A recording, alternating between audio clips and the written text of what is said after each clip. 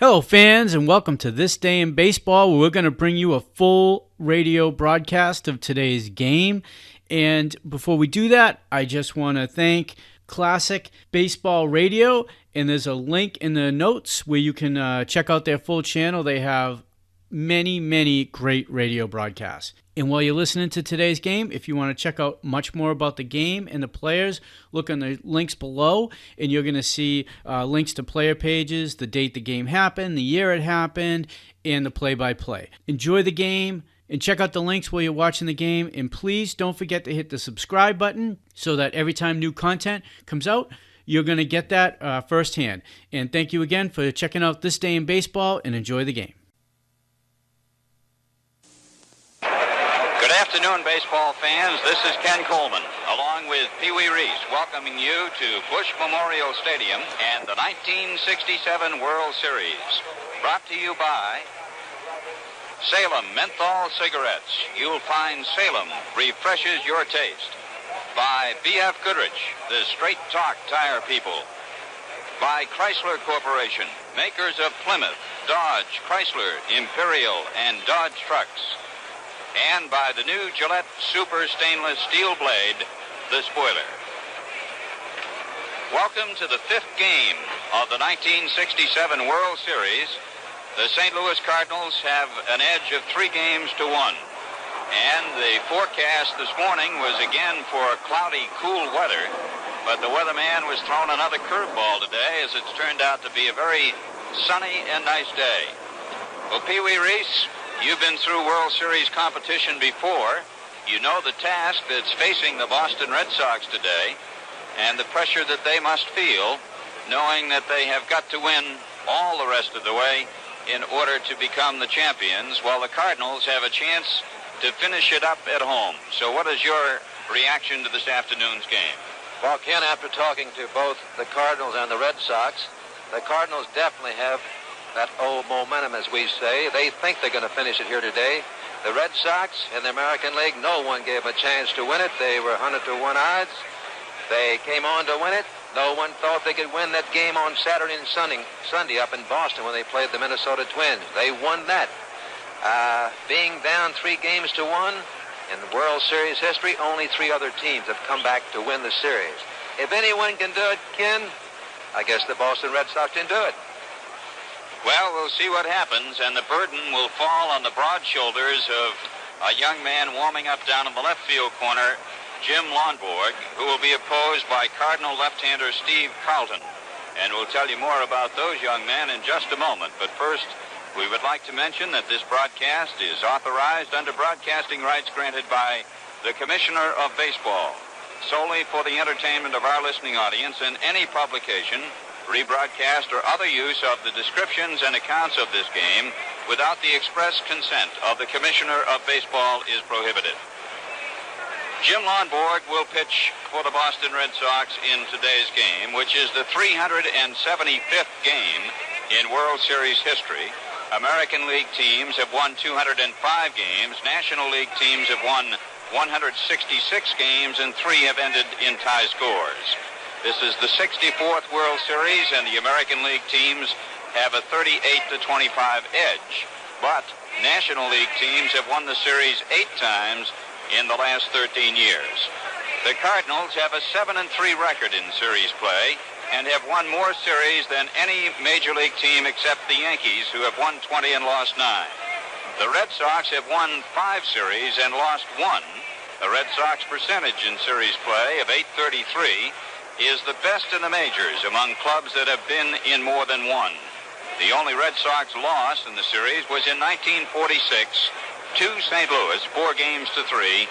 In the last series the Red Sox were in. Now, down in the right field corner is Steve Carlton warming up.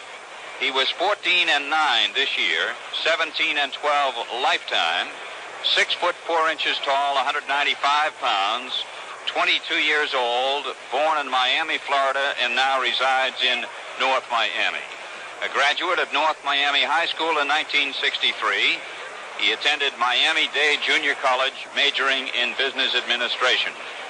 He pitched in 15 games for the Cardinals in 65 with no decisions. He was carried by the club all year, pitching only 25 innings. He was 3-3 in the last 2 months of 1966. But this has been another year and another story. He led the Cardinal staff in starts with 28 and in strikeouts with 168 this past season. He won only 3 games and lost 4 here in St. Louis, compared to an 11-5 record on the road. His lifetime National League record is 4-7 at home, 13-5 away. He's a strikeout specialist, and in one game this year, on September 20th, he struck out 16 men in 8 innings at Philadelphia, the best strikeout performance by a National League pitcher in 1967, in a game, incidentally, which he lost 3-1. Now, Jim Lonborg won 22 games for the Boston Red Sox this year. He was 13-4 on the road and 9-5 at home. He led the American League in strikeouts with 245, the second best strikeout total in the history of the Red Sox, topped only by Joe Wood's 258 in 1912. He won the second game of the World Series 5-0. Now the Boston Red Sox are being introduced, and as they are going out on the field, we'll give you their lineup, which is changed today with a left-hander Carlton going for St. Louis. Joe Foy is the leadoff man playing third base. Mike Andrews will be at second base. Carl Yastrzemski in left field. Ken Harrelson batting fourth and playing in right field. George Scott will be at first base. Reggie Smith is in center field. Rico Petrocelli at shortstop. The catcher, Elston Howard, and the pitcher, Jim Lonborg. He tied, Lonborg did, Mike McCormick, who is 22-10, and Earl Wilson, 22-11, for the Major League lead in victories this season. Now for the St. Louis Cardinals, the lineup remains the same. Lou Brock, who has been a great star in this World Series, will lead off playing in left field. Kurt Flood is in center field, batting second. Roger Maris will be in right field, batting third. Orlando Cepeda will be at first base in the cleanup spot in the order. The catcher is Tim McCarver, batting fifth. Mike Shannon will play third base. Julian Javier, who has been a stick-out both ways in the field and at the plate, will be at second. Dal Maxville is the shortstop. And on the mound, left-hander Steve Carlton. So there are the lineups for this afternoon's game. Red Schoendienst has just been announced, the manager of the St. Louis Cardinals, and incidentally, his wife, Mary Schoendienst, will sing the National Anthem shortly when it comes up. Now to the umpires for this fifth game of the World Series. Working the plate will be Ed Runge of the American League, who will be in the World Series for the third time. The only rookie umpire in the World Series is Paul Pryor of the National League, who will be the umpire at first base. John Stevens of the American League is at second, appearing in his fourth World Series. Al Barlick, the senior umpire on the field, will be at third base from the National League. This is his seventh World Series. Down in the left field corner will be Frank Umont of the American League, appearing in the World Series for the third time. And down the right field line will be Augie Donatelli, appearing in his fourth World Series.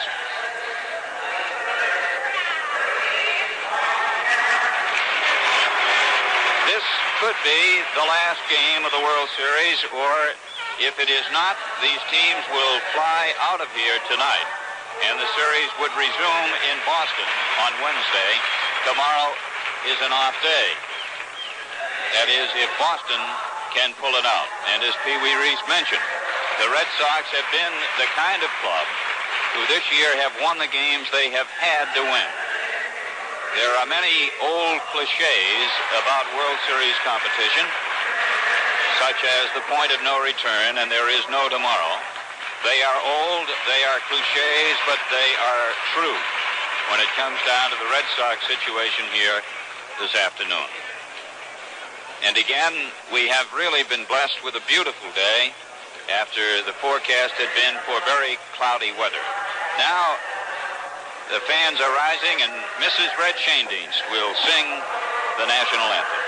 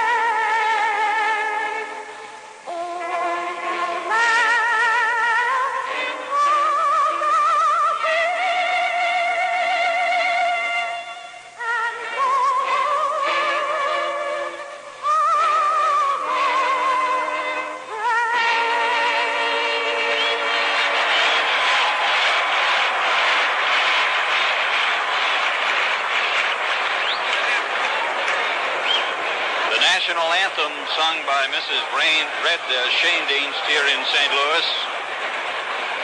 And we'll be back with more pregame color in just a moment.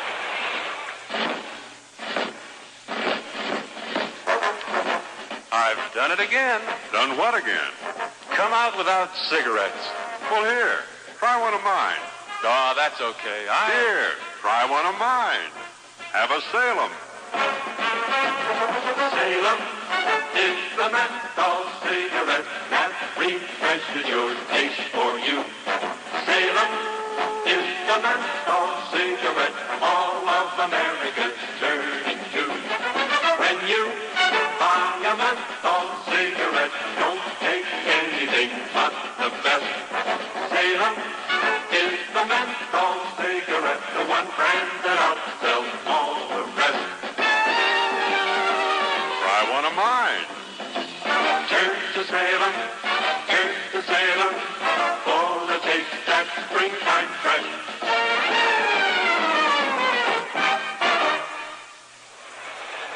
Today's NBC broadcast being sent coast to coast and to 50 countries around the world, including our servicemen in Vietnam.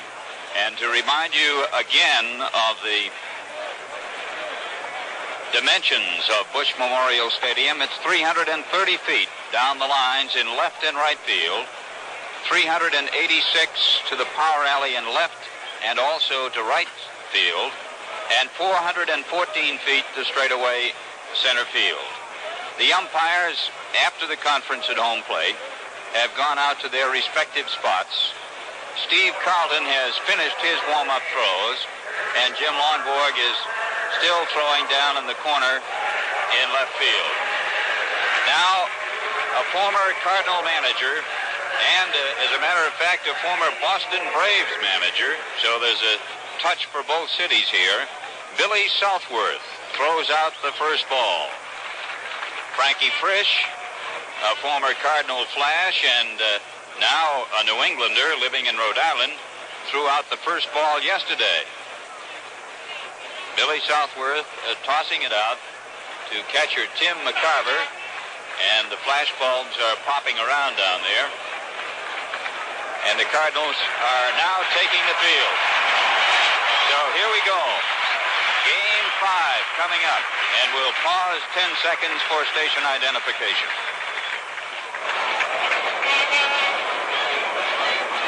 WGY, WGFM, Schenectady. Saratoga, the authentic Vichy behind the yellow label. The only mixer we know of that people built a city just to be near. Steve Carlton has taken the mound, starting to take his warm-up throws, and it's a real pleasure once more to turn this microphone over to a great gentleman and a former World Series star in his own right, Pee Wee Reese. Thank you, Ken. Yes, sir. Defensively for the St. Louis Cardinals will be Orlando Cepeda at first base, Javier at second base, Maxwell at shortstop. At third base, Mike Shannon. In left field, Lou Brock. In center field, Kurt Flood. In right field, Roger Maris. The catcher, Tim McCarver. And the big pitcher, Steve Carlton. Talking about Steve Carlton, here is a big, classy, stylish-looking left-hander. Every move a picture, has a good fastball, good curveball, and a changeup. No tricky pitches, but he can bring it pretty hard. The umpires, behind home plate, Ed Runge. At first base, Paul Pryor. At second base, Johnny Stevens. At third base, Al Barlick. Out on the left field line, Frank Umont. Right field line, that's Augie Donatelli. The first hitter, leading off for the Red Sox here. This is the first time he started a game in this series. It'll be Joe Foy playing third base. The first pitch by Steve Carlton, a curveball, low and inside, ball one. The last chance for the Red Sox. As Ken told you, they must win this one. And they've won the big ones all year. Let's see what will happen. Carlton's next pitch, a good fastball, swung on, no contact. Strike one. 1 ball and 1 strike on Joe Foy. He's been up in the series 3 times, has not had a hit. All as a pinch hitter. During the season, he hit 16 home runs. Good power. Carlton's fastball swung on, foul, straight back, strike 2. 1 ball and 2 strikes. They played Joe Foy deep and fairly straight away. This Cardinal outfield, they can move. Roger Maris is not a bad outfielder. He made a great play yesterday. But curveball swung on and fouled off the left. 1 ball and 2 strikes. We're in the top half of the first inning. The first hitter in the 5th game of the World Series. The Red Sox down 3 games to 1. Will we go back to Boston? Well, it won't be long till we'll find out. 1 ball, 2 strikes. Here is the pitch by Carlton. Fastball inside. Makes the count 2-2. Carlton is not a herky-jerky pitcher. He kicks that leg up. A nice, soft follow-through. Foul ball right straight back before it. Red Shandy's talking about Carlton. After they had cinched the pennant, the Cardinals, Carlton kept saying, I hope that I get a chance to pitch in this series. Kept telling Billy Muffet that, the pitching coach for the Cardinals. Here is the pitch by Carlton. He just got a piece of it, and Joe Foy still alive, as McCarver could not hold on to that foul tip. And Red Shandy's talking about Carlton, said there's a fella that should have a chance to pitch in the series because he helped us so much during the season for us to win this pennant. Well, here he is, 2 balls and 2 strikes the pitch. Another foul tip, just got a piece of it before. He's hanging tough. A beautiful day in Busch Stadium here in St. Louis. And Ken, it's been remarkable weather. Well, we've been very fortunate. Happy the weatherman hasn't been as accurate as some of his forecasts. Here's a pitch. He struck him out. A good fastball high and inside. So the first man that Carlton faces, he strikes him out. Pee Wee, as I mentioned before, he led the staff in strikeouts with 168. And his last win was 4-0 at Cincinnati on September 15th. And that was his second shutout in a row. Can you also mention something else, which is remarkable? He got beat 3-1 in a ball game over to Philadelphia, and he struck out 16 men in that game. Inside to Mike Andrews. Mike Andrews playing second base today. The first game he started, he had a pinch hit. single. He's 1 for 2 in the series. Steve Carlton, the big kick. Here's the pitch. Inside. 1 ball and 1 strike.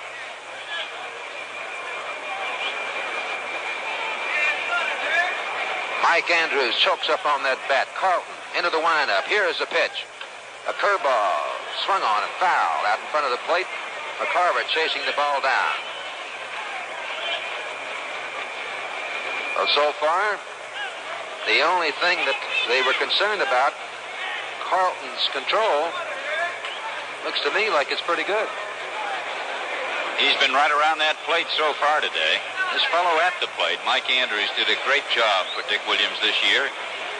Played for him last year at Toronto, and he and Reggie Smith were the 2 rookies who solidified the club. A 1 and 2 pitches foul back by Mike Andrews. Well, I had the pleasure of watching this young fellow play quite a few games. Mike Andrews at second base. And he should be around for a long time. And he's got a great fella to help him out, coaching for the Red Sox and Bobby Doerr. Here's the pitch for Carlton. Inside and low. Makes the count 2 and 2. 1 away when the top half of the first inning. Red Sox and the Cardinals here at Busch Stadium in St. Louis. The 5th game of the World Series. The Cardinals lead 3 games to 1. It's a must for the Red Sox. Carlton kicks that leg. Here's the pitch. Curveball, a little bit too low. It's a full count now. 3 and 2.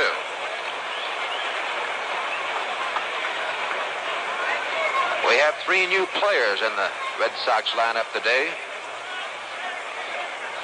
At least since the first game. Joe Foy starting at third base. Mike Andrews at second base. Here's the pitch. Little lazy looper. Javier at second base should have no trouble with it. Underneath it and takes it for out number 2. Foy at third. Mike Andrews at second. And they're starting Ken Harrelson in right field, who opened up the series in Boston. Hasn't played since. Trying to get a little right-handed fire in there. Carl Yastrzemski is the hitter. He's batting third in the lineup. Gets a nice round of applause from the St. Louis fans. Carl in the series, 5 for 15. Has 4 runs batted in. Curveball, low and outside, ball 1. With Reggie Smith as switch hitter, Carl will be the only bona fide left-handed batter in this lineup facing the southpaw Carlton. Fastball, high and outside, ball 2. And as a rule, left-handers did not bother Yastrzemski. Not this year. He was much tougher hanging in there with him all season long. The pitch is outside, ball 3, and you can see Carlton has a lot of respect for Carl Yastrzemski. He has 2 home runs in the series. The windup, the pitch, low and inside, ball 4. So now then, Carlton has a strikeout, a pop-up, and a walk. It's 2 away. And that brings up the right fielder, Ken Harrelson. In the first game, he went 0 for 3.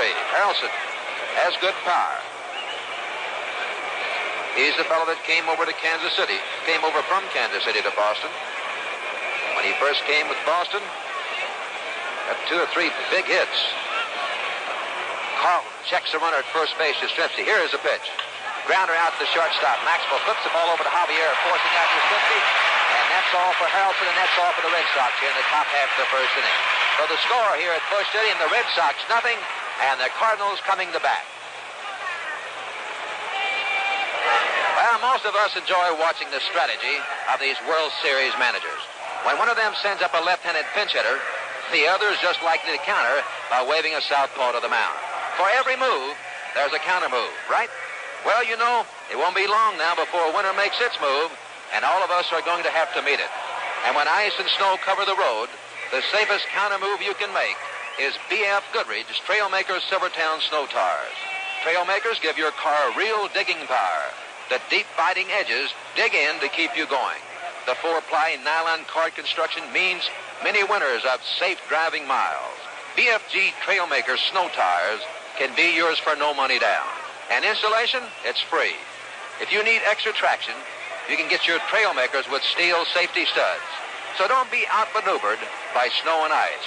Stay on top of winter with Trailmakers Silvertowns from your B.F. Goodrich store or dealer.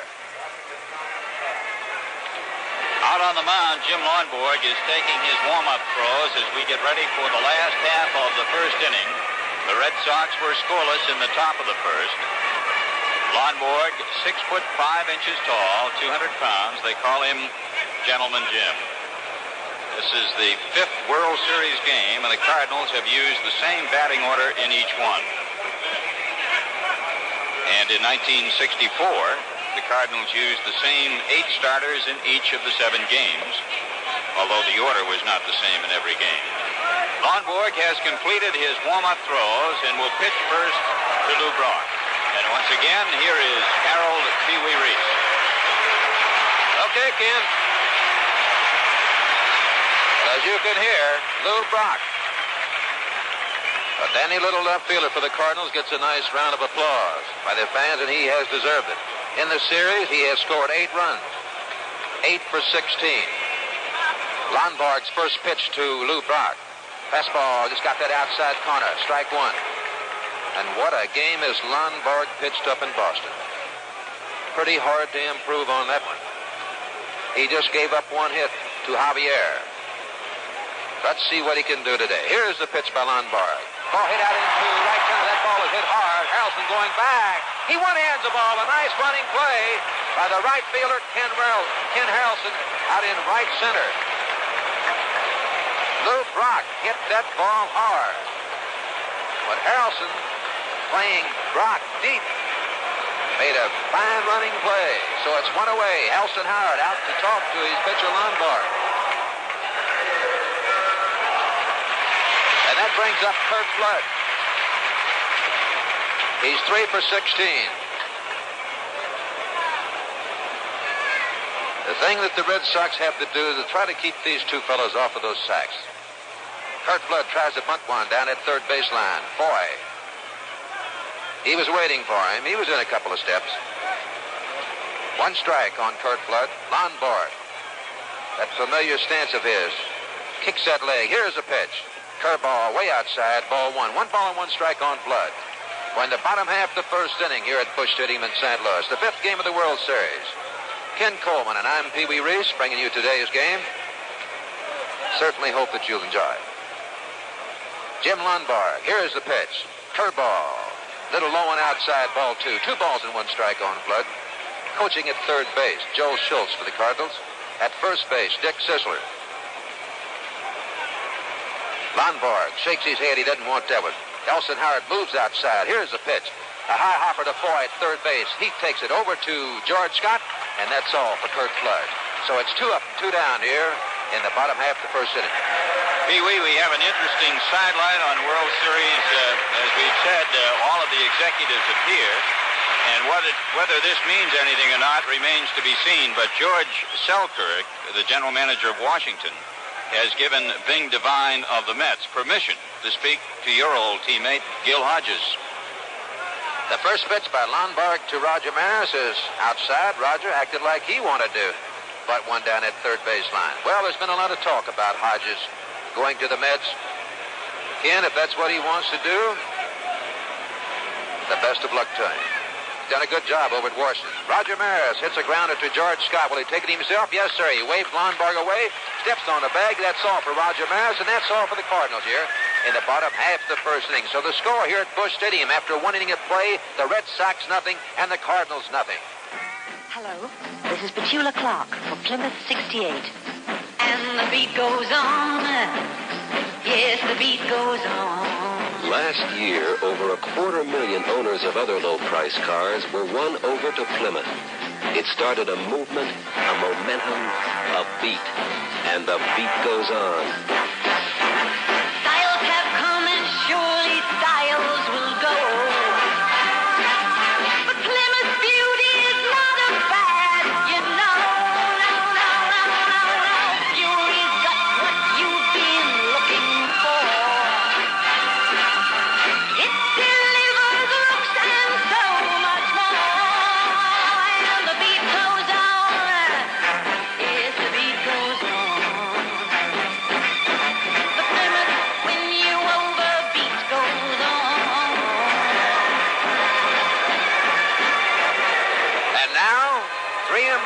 thirds from your nearby Plymouth dealer. Enjoy the game.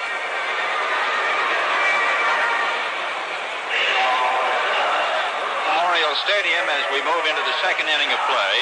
George Scott leads off against Steve Carlton, and once again, here's Pee Wee Reese. Big George Scott, the first baseman, ready to take Steve Carlton's first pitch. It's in a little low and inside, a curveball, ball one. George Scott, he's 4 for 15 in the series. Has good power, had 19 home runs during the season. This fastball in there for call strike one. Over on the television side, Pee Wee, Kurt Gowdy had a telegram from Greenville, Mississippi. They're going to have a George Scott Day down there after the year's over. How you like that? A curveball in there for strike two. 1 ball and 2 strikes on George Scott. Steve Carlton does not take too much time. The kick, the pitch. Little tap foul that the umpire, Ed Runge, came up with. Talking about Ed Runge, Ken, these umpires, as usual, have done a terrific job.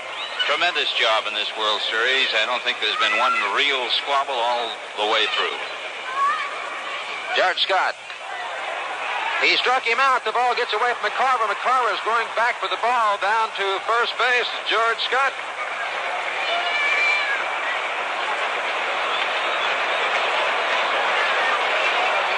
That'll be a wild pitch by Carlton and a strikeout for Carlton. That was a sharp breaking curveball that Scott was fooled on, but he went around. The ball got by McCarver, and Scott is down on at first base. So it's a break here for the Boston Red Sox. And that brings up Reggie Smith.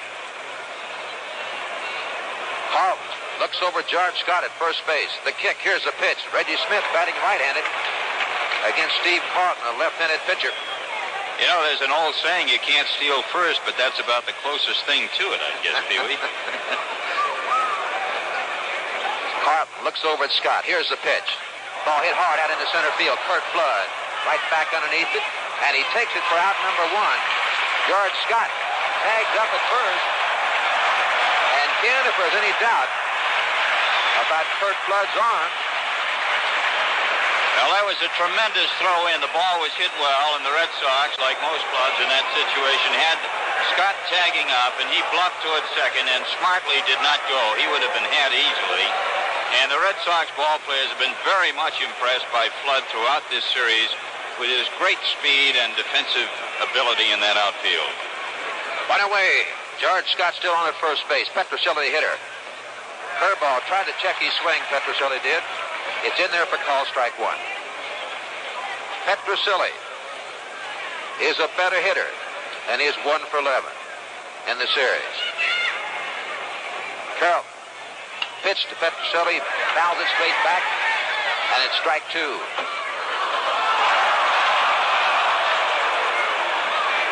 Someone made a nice play right down in front of us here. 0-2 is the count on Petrocelli. There's no score in this ball game. We're in the top half of the second inning. No hits in the ball game. Carlton. Fastball high and outside. McCarver makes a bluff. Got at first base as George Scott hustles back in there.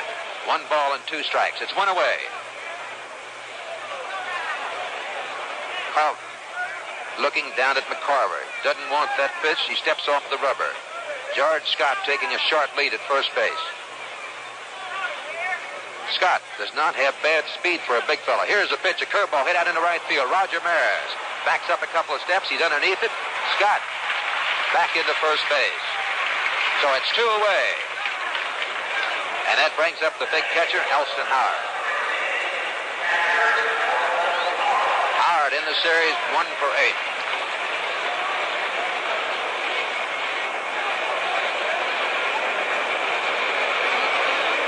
The great catcher for the Yankees for so many years.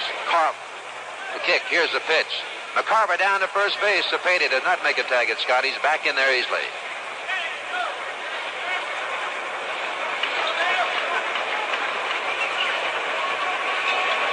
Carlton comes set. Here's the pitch. Fastball too high. Count is 2-0. Elston Howard checks with his coach, Papowski. Ed Petrocelli down at third base coaching for the Red Sox. Coaching at first base, the great second baseman for the Red Sox for so many years, Bobby Doerr. The 2-0 pitch, Elston Howard. Grounder after the shortstop, Maxwell. He's up with it, flips the ball over to Javier. Retiring George Scott, and that's all for the Red Sox in the top half of the second inning. So after 1.5 innings of play, the score, the Red Sox nothing, and the Cardinals nothing. Once again, we're happy to present the worst person of the week. And this week's choice is a specialist. You are a legitimate theater pest? Yes, that's right. Could you come up here and explain? Right. You see, it takes real nerve to be a theater pest with live actors and an audience that's paid up to $10 a ticket. Do you always wear shoes with bells on them? Only to the theater. I come in with these just after the curtain rises and rush to my seat. Oh, that's pretty annoying. Right. Then I always bring a crisp Macintosh apple along. Oh, I hate to be near you. Oh, you don't have to.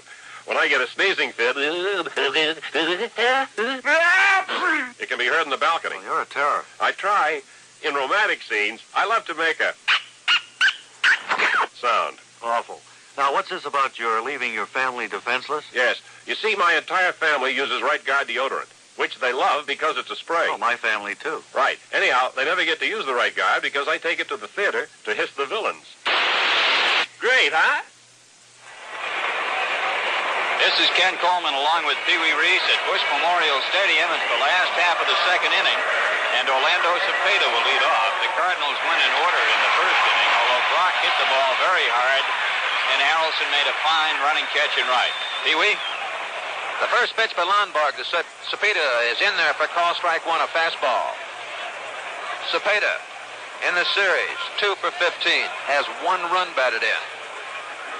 This is his second World Series. Hit 158 for the Giants.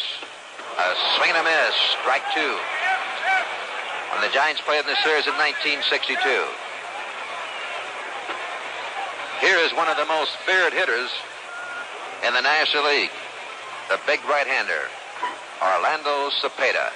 Lonborg, count of no balls and 2 strikes. Here is the pitch.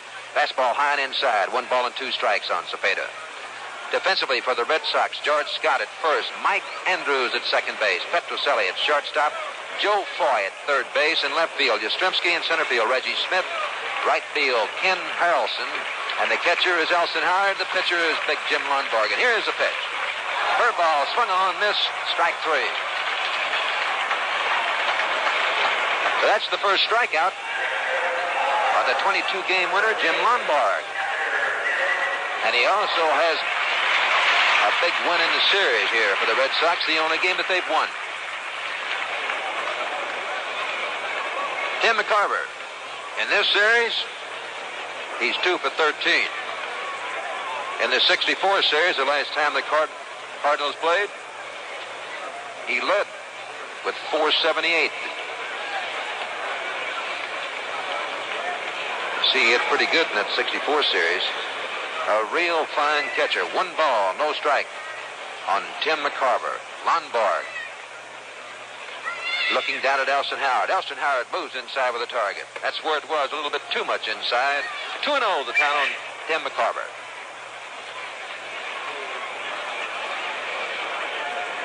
You can watch Howard.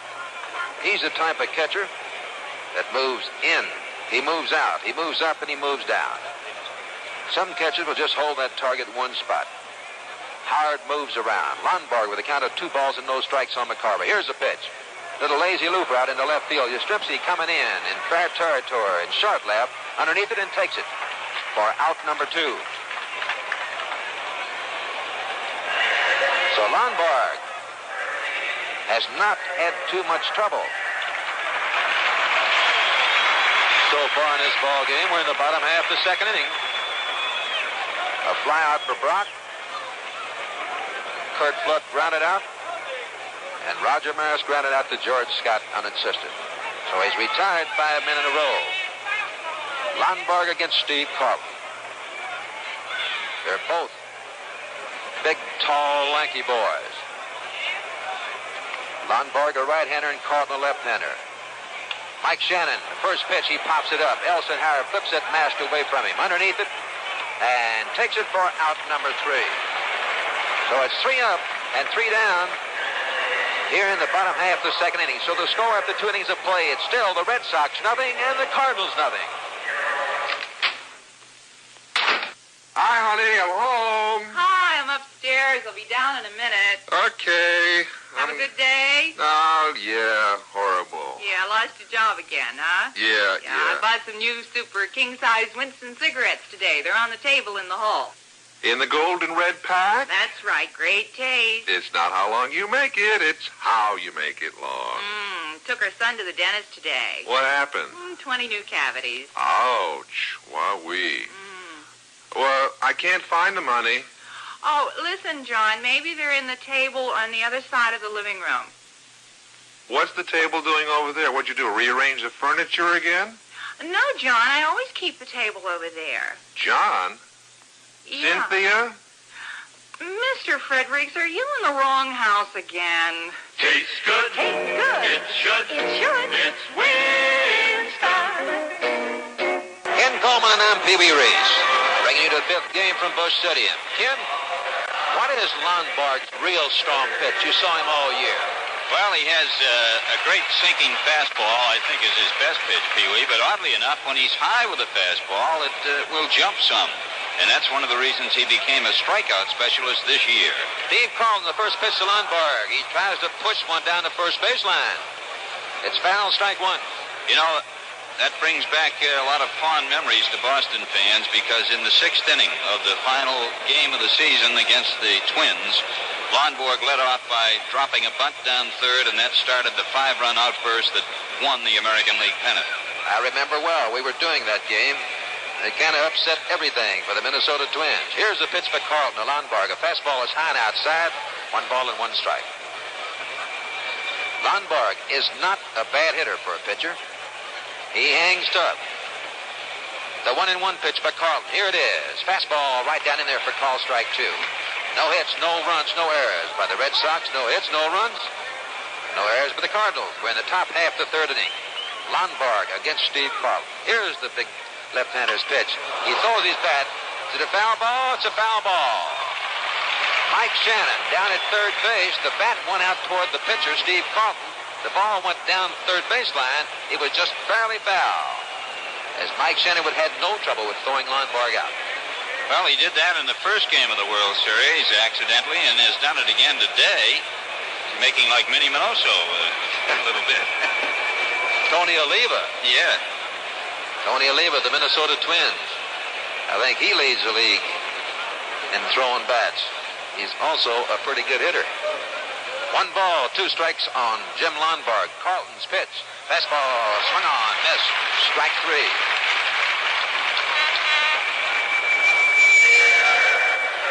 That's the second strikeout by Steve Carlton, and it brings up Joe Foy.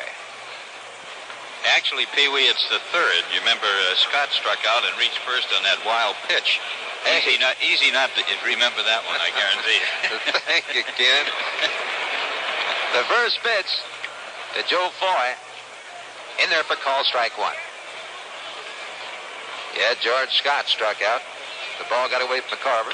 Base hit by Foy out in the left field. Lou Brock down on one knee, up with the ball. Foy makes the big turn at first base, and that's the first hit of the ball game.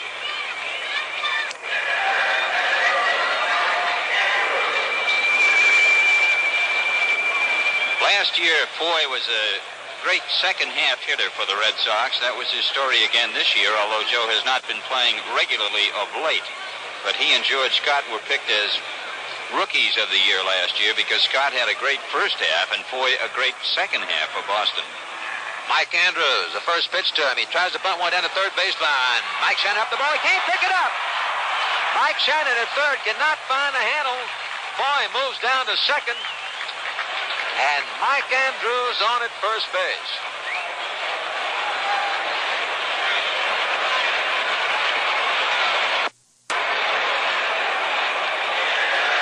It would be an error on number 5, the third baseman, Mike Shannon. Error of 5. We're keeping score. So now then we have runners on first and second. It's 1 away. The hitter, Carl Yastrzemski. taking his time now. He looks back. Foy at second base. Here's the pitch. A fastball just got the outside corner. Ed Brungy behind home plate. He's at the American League. At first base, Paul Pryor. Second base, Johnny Stevens. At third base, Al Barlick. Yastrzemski keeps swinging that bat. Carlton looks back at Foy at second. There's a kick, the pitch.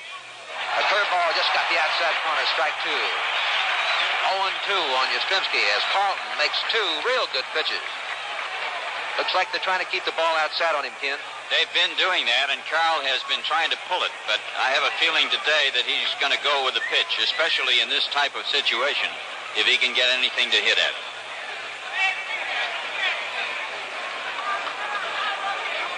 Carlton gets his time from McCarver. McCarver moves outside. Fastball a little bit too high and a little bit too much outside. Makes it count 1 ball and 2 strikes. We're in the top half of the third inning. No score in this ball game at Busch Stadium. The 5th game of the World Series. We have runners on first and second. Andrews on at first. Joe Foy down at second base. Foy has the only hit in the ball game. Yastrzemski holds that bat high. Here's the pitch by Carlton. Curveball low and outside makes it count 2-2. McCarver, the catcher, he is moved outside. Javier, the second baseman, in to talk to Carlton. 2 balls, 2 strikes on Yastrzemski. He's for 5 for 15 in the series. Here's the pitch. Fastball, just got that outside corner. Yastrzemski caught looking. And that's the 4th strikeout.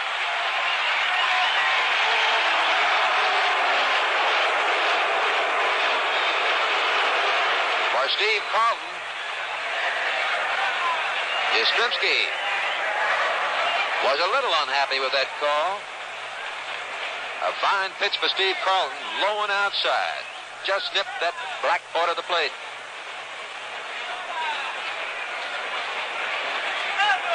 Here's the pitch to Ken Harrelson, a curveball inside, ball 1. Pee-wee, during the season, the Red Sox were 24-12 against left-handers, 68-58 against right-handers. As you can see, they faced a lot more right-handed pitching. A 1-0 pitch to Ken Harrelson. It's outside, 2-0. Part of the reason for that, of course, is Fenway Park. A lot of managers are reticent about throwing left-handers at Fenway because of that short wall in left. 2 balls. No strikes on Ken Harrelson.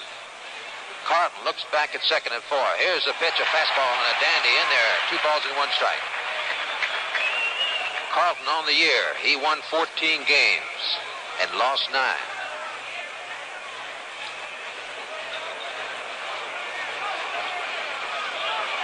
Ken Harrelson looking out at Steve Carlton. Here's the pitch, the big kick.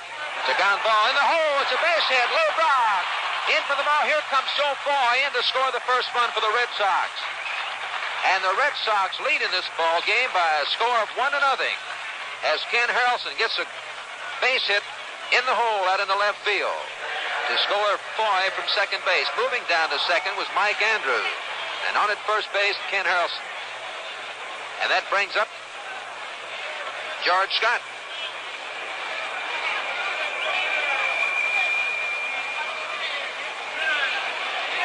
So it's 2 hits in this inning. 1 by Foy and 1 by Ken Harrelson. George Scott chokes up on the bat a little bit. Steve Carlton, here's the kick. Curveball, swung on and missed, strike 1.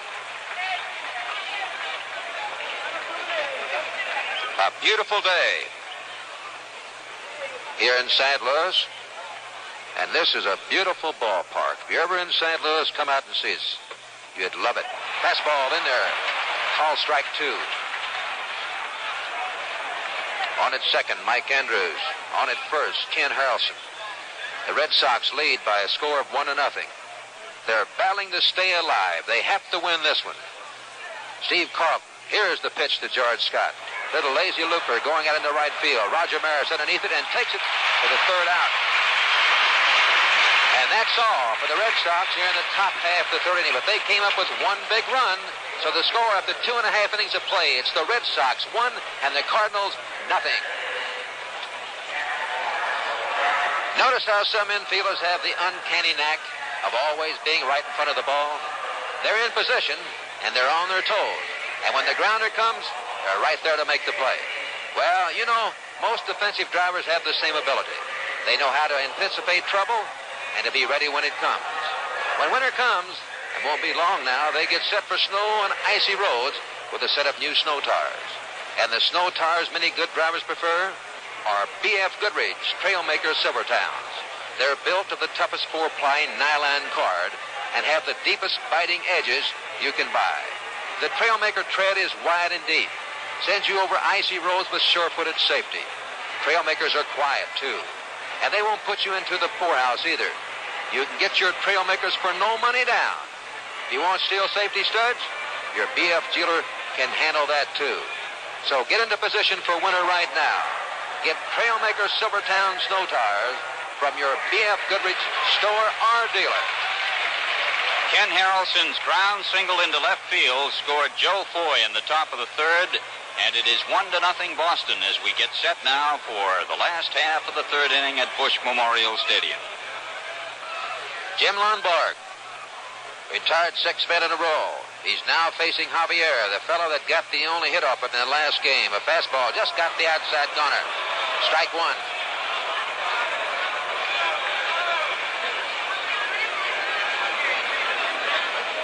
Six for 14. That's what Javier has done in the series. He's had a dandy.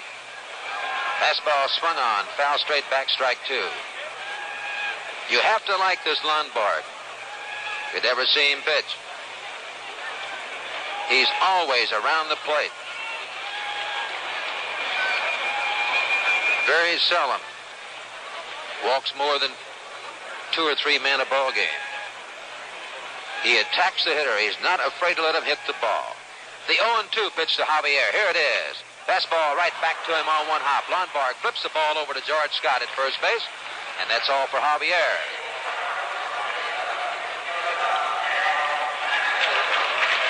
So Lonborg has retired 7 men in a row. The Red Sox lead in this ball game by a score of 1-0. Dal Maxwell, the shortstop, is a hitter. Here's the first pitch. Fastball right back through the middle. Mike Andrews makes a fine stop. The throw over to George Scott, not in time. Tremendous play by Mike Andrews, going far to his right to take the ground ball. He fell to the ground in getting it. Could not get as much as he wanted on his throw, but made a great try. And Maxwell is on, and that is the first St. Louis hit in this ball game. And Jim Lonborg has now given up 2 hits in 11 and a third innings of pitching in this World Series. Steve Carlton, the pitcher. He's a left-handed batter. Joe Foy moving in at third. Is he going to bunt? He pops it up. Joe Foy in foul territory takes it as Carlton pops up to the third baseman Foy. Back to first base, of course, Dal Maxwell.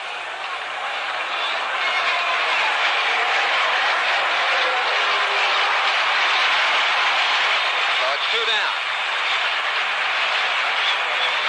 Brings up Lou Brock. 17 times at bat, 8 hits. The first time up, he flied out to right field. It was not an easy chance. Harrelson made a fine running catch. Here's the pitch by Lonborg. A swing and a foul. Straight back, strike one. The Cardinals, they like to run. They have good speed. And of course, the speediest of them all is the hitter up there right now, Lou Brock. We have Dal Maxwell on at first base. It's 2 away. The score, Red Sox 1, the Cardinals nothing. Lonborg comes set, looks over at Maxwell. He flips the ball over to George Scott. Maxwell back in plenty time at first base. Elson Howard. Crouched down. Lou Brock steps out of the batter's box. Lonborg looking down to Elson Howard. Here's the sign. The pitch by Big Jim. Fastball high and outside. Makes the count 1 ball and 1 strike. Howard just steps out in front of home plate, massages that ball, looks around, flips the ball back to Lonborg. The third baseman, Joe Foy, is in about 3 or 4 steps to protect that bunt in case of Lou Brock. He liable to bunt with 2 men out as you have Curt Flood in the on-deck circle. The 1-1 pitch. Ball hit off the left, way back up in the stands. Strike 2. Well, we're in the bottom half of the 3rd inning here at Busch Stadium. The Red Sox have 1 run on 2 hits. They have not made an error. The Cardinals have no runs on 1 hit, and they've made 1 miscue. 1 ball and 2 strikes on Lou Brock. Kind of has a closed stance. He's close to the plate, Brock is. He'll slap the ball to left, back through the middle, and hit it hard to right field. He struck him out on a real good sinker, and Brock goes down swinging. So that's all for the Cardinals here in the bottom half of the 3rd inning. The score here at Busch Stadium, the Red Sox 1, the Cardinals nothing. Hello, this is Petula Clark for Plymouth 68. And the beat goes on. Yes, the beat goes on. Last year, over 250,000 owners of other low-price cars were won over to Plymouth. It started a movement, a momentum, a beat. And the beat goes on at your Plymouth dealers. Styles have come and surely styles will go. But Plymouth Beauty is not a fad, you know. No. Plymouth Beauty does go on and on, as does your Plymouth dealer's great deals. See him now. He'll show you how last year's success cars are even more beautiful for 68. And the beat goes on. Yes, the beat goes on. The Plymouth, when you want the beat goes on. And now, 3 important words from your nearby Plymouth dealer. Enjoy the game. Oh, Pee-wee, for the 3rd day in a row, the attendance is 54,575. So we've tied the record again. It's been that way every day here at Busch Stadium. Ordinarily it holds about 49,000, but they've had extra seats put in, and great crowds have turned out each day. Top half the 4th inning. Reggie Smith, the first hitter. The first pitch is popped up. Maxwell, the shortstop, right in back of the bag at second base, over in front of Javier. Takes it for out number 1. So Reggie Smith flied out to the center fielder his first time up, and he pops up to the shortstop. He's 0 for 2 on the day. And that brings up Rico Petrocelli, the shortstop. He flied out to the right fielder his first time up. Carlton's pitch time. In there for call strike 1. 2 hits for the Red Sox, 1 hit for the Cardinals, but the Red Sox have 1 run. They lead in this ball game by a score of 1-0. A changeup, it's low and inside, makes the count 1 ball and 1 strike.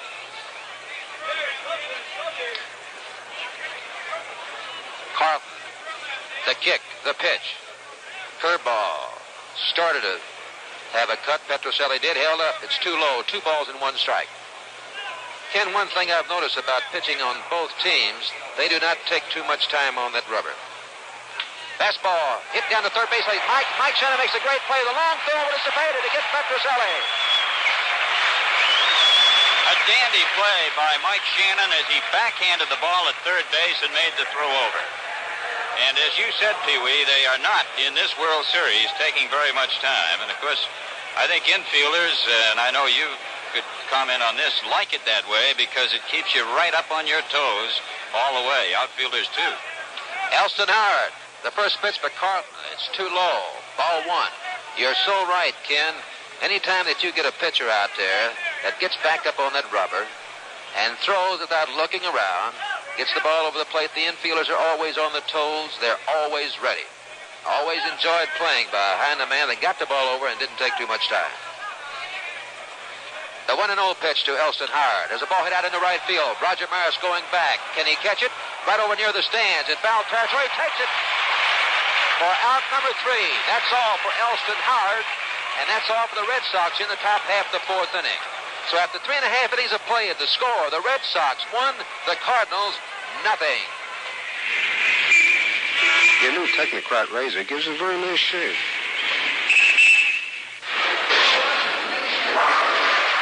Crazy about not having to handle razor blades since I got your Tectonics razor.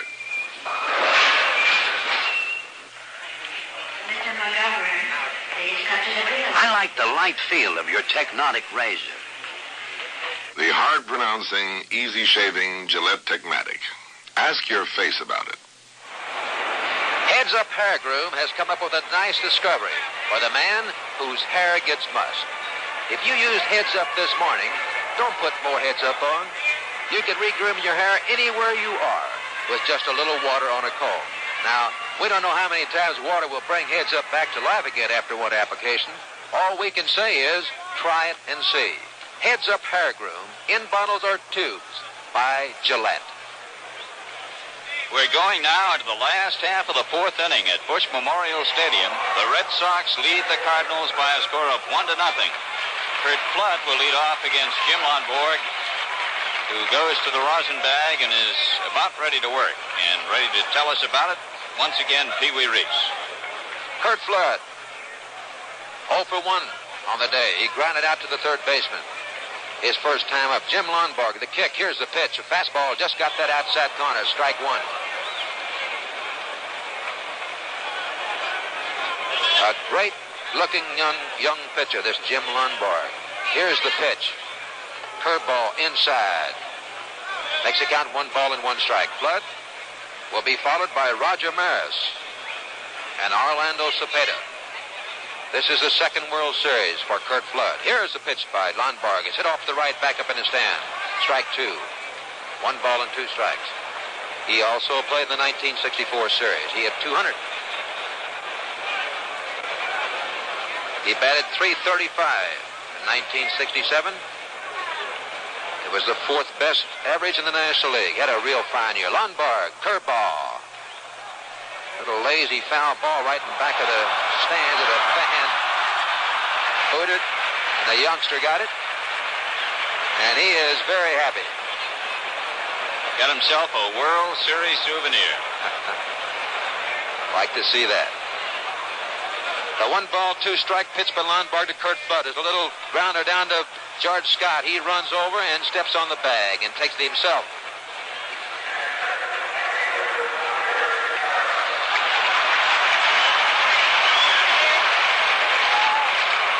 So Lonborg not having much trouble so far in this ball game as we're in the bottom half of the 4th inning. He's given up 1 hit by the shortstop, Dow Maxwell. Back through the middle at Mike Andrews made a great play on Roger Maris. The first pitch, fastball in there, strike 1. It's really something to see these 2 pitchers move that ball around. Lonborg, fastball outside, then he'll move that curveball inside. Sinker down. Here's a kick to pitch. Roger Maris trying to bunt one. Made no contact. Strike 2 on him. Well, again, whenever you see a power hitter like Roger Maris trying to bunt, you know they have a little respect for this fella. 2 strikes on Roger. The kick, the pitch. Base hit out into right field by Roger Maris. Ken Harrelson up with the ball. Maris makes the big turn at first base. Back in there. So that's the second hit. Given up by Lonborg.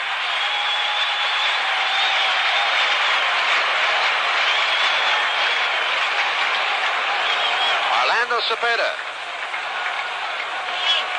by his standards, has not had a good series. He's able to break loose at any time. Gets a nice hand as the Cardinals fans come to life here at Busch Stadium. They trail 1-0. Gets 1 away. Roger Maris on at first base. Curveball inside. Ball 1. Both clubs now have 2 hits, but the Red Sox have 1 run. They scored 1 in the 3rd inning. Cepeda had 25 home runs during National League play, batted .325. There's a flip over to George Scott. Maris back in plenty time.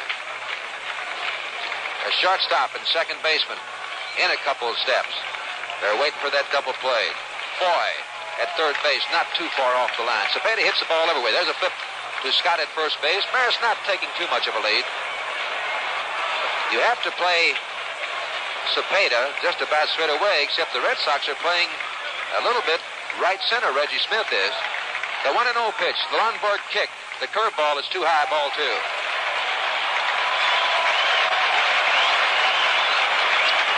Ken, Lonborg has to keep the ball down to be effective. That's right. That's when he is at his best. And that's what he's trying to get done right here. He hasn't walked anybody. He struck out 2, but he's struggling now. The 2-0 pitch to Cepeda. It's foul straight back. Elster Howard coming back. Elson, you have no chance. And the count is now 2 balls and 1 strike. But as I did mention once before, Pee-wee, Jim this year, fortunately, at times has found that when he's been up, and he doesn't like to be up, but sometimes when he is, that fastball will rise for him, and that has helped him some. And in the Winter League this past year, he picked up a slider, so he's got an additional pitch working for him. 2 balls, 1 strike on Cepeda. Here's the pitch. Swung on. Foul tip. Makes the count 2-2. Well, I could say, Ken, with the speed that I've seen on his fastball, I cannot see why he can't come up with that fastball occasionally. Well, during the course of the season, he has. Just a fine-looking young pitcher. Jim Lonborg. And to win 22 games in the American League, you would have to have something, or any league. 1 run for the Red Sox. No runs for the Cardinals. We're in the bottom half of the 4th inning. It's 1 out. The count is 2-2 on Orlando Cepeda. We have Roger Maris on at first base. Lonborg comes set, looks over at Maris. He flips the ball over to Scott. Try to get Maris back easily. One thing about Lonborg, he's always going to first base with that rudder on there. Keep him close. Cepeda steps out of the box. The umpire, Ed Runge, calls time. Now everybody's ready. Lonborg comes set. Elston Howard moves outside. Sidearm fastball. A little sinker. Low and inside. Ball 3. Well, let's see if Roger Maris, with the count 3-2 on Cepeda, 1 away, if he'll be taking off from first base. We're in the bottom half of the 4th inning here at Busch Stadium.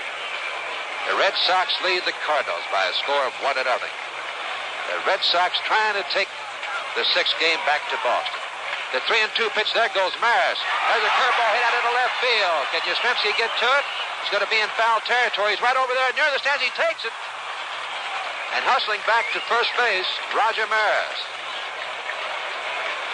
There isn't much room down there in foul territory, and it's out in the area where the pitchers warm up for the start of the ball game. There's probably about 8 or 10 feet. He has had to make a long run and made a good backhanded catch of the ball. Yastrzemski out in left field. Lou Brock, there's you looking at 2 of the best. Both of them have good speed, and they both charge everything. Tim McCarver's the hitter. Lonborg flips the ball back over to Scott at first base to keep Roger Maris honest. McCarver flied out to Yastrzemski in left field. His first time up. He's 2 for 13 in the series. Lonborg set. Here's the pitch. Fastball, the sinker. In there. Call strike 1. It's 2 away. Roger Maris on at first base. We're in the bottom half of the 4th inning. The Red Sox 1, the Cardinals nothing. Lonborg has his sign. McCarver squats over at that plate. Here's the pitch. A little bit too low. Makes the count 1 ball and 1 strike. You see all kinds of stances at home plate. Near the plate. Back away from it. The bat straight up. The bat around your neck. McCarver right over the top of that plate. Here's the pitch. Fastball just got the outside corner. 1 ball and 2 strikes on Tim.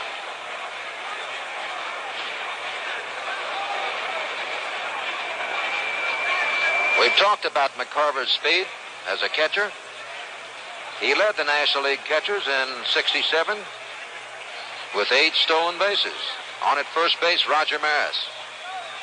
It's 2 away. 1 ball and 2 strikes on Tim McCarver. Lonborg takes a little bit too much time. Can't get together on signs with Elson Howard. McCarver steps out of there. Everyone is ready. No, McCarver isn't ready. Steps back out again. Lonborg comes set. The 1 and 2 pitch to McCarver. Right back through the middle. Lonborg up with it. Flips the ball over to George Scott. And that's all for McCarver. And that's all for the Cardinals here in the bottom half of the 4th inning. So the score after 4 innings of play, it's still the Red Sox 1 and the Cardinals nothing.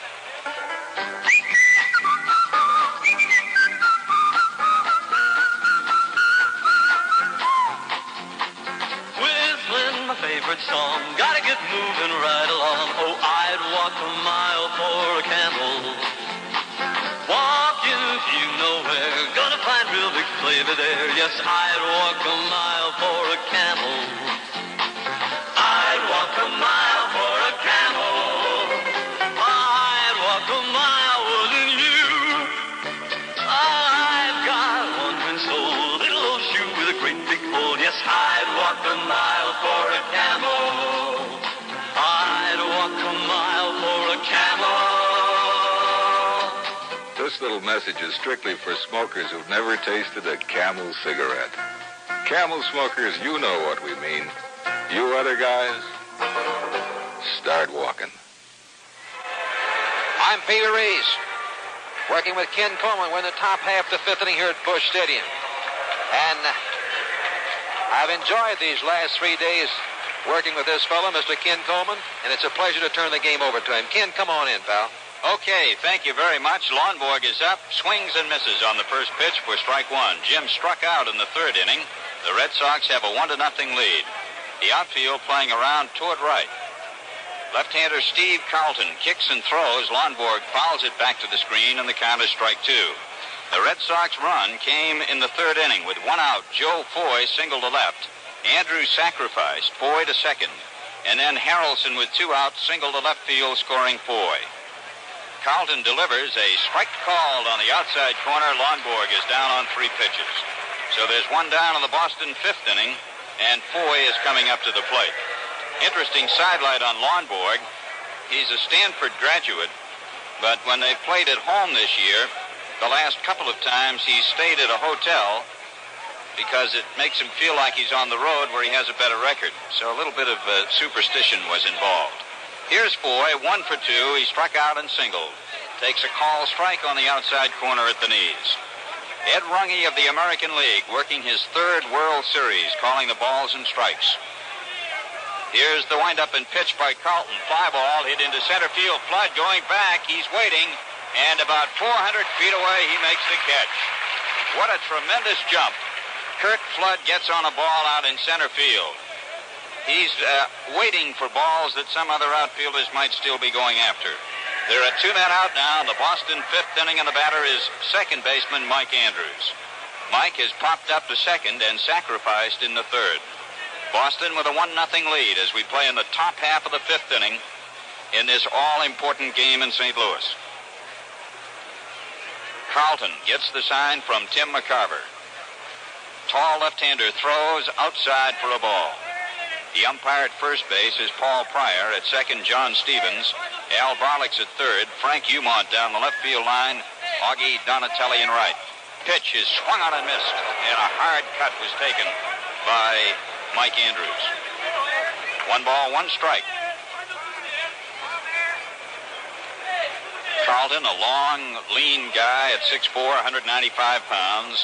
He'll be 23 on the 22nd of December. The pitch to Andrews is taken low for a ball. 2-1. 2 balls, 1 strike. 2 out and nobody on in the Boston 5th.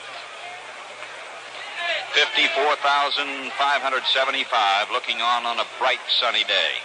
The pitch, line drive, base hit into left field. In for it comes Brock, and Mike Andrews with 2 out of the 5th singles into left.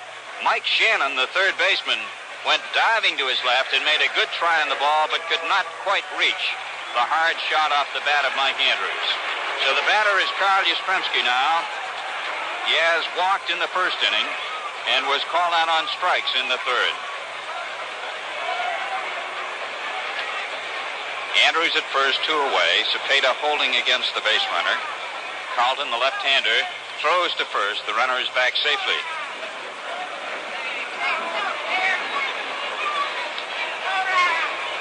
Maris deep in right.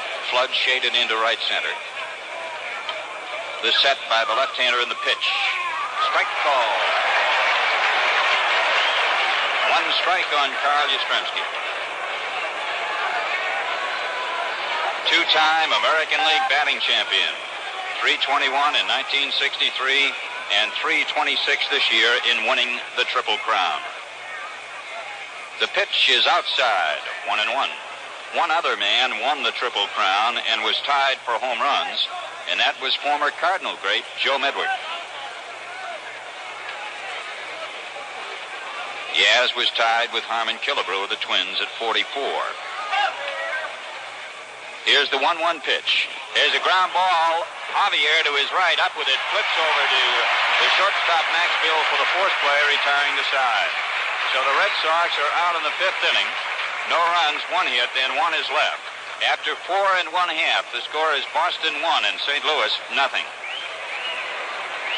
Say, when you want to get home safe in this game, you sometimes have to come in on a slide, and that's baseball.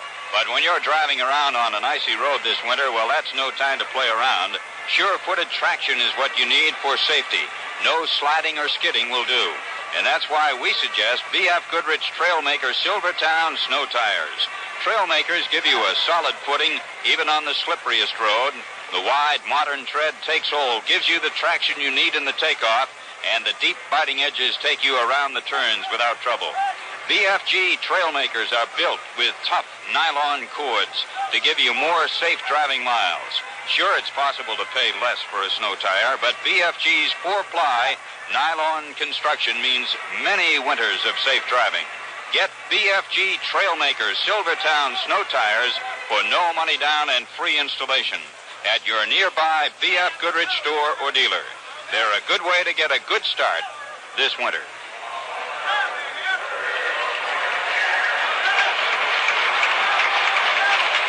It's the last half of the 5th inning in St. Louis, and Mike Shannon, right-handed hitting third baseman, will lead off for the Cardinals against Jim Lonborg.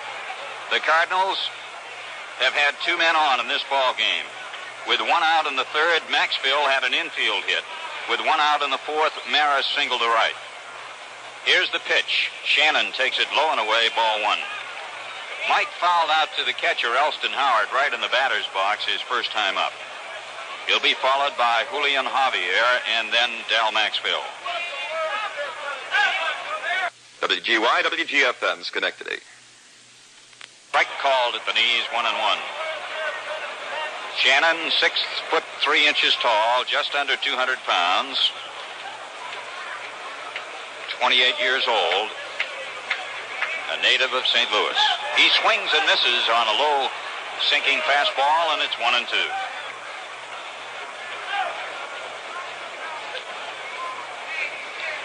Mike had 77 runs batted in this year, tops for his National League career. The pitch to him, he swings and misses, strike 3.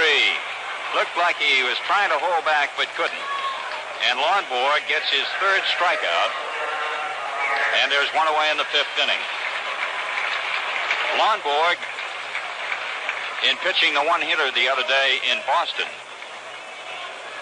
struck out 4. Julian Javier up now. He bounced back to Lonborg at the mound in the 3rd inning. The tall Boston right-hander looks in and gets the sign from Elston Howard. Rocks into action, and the pitch.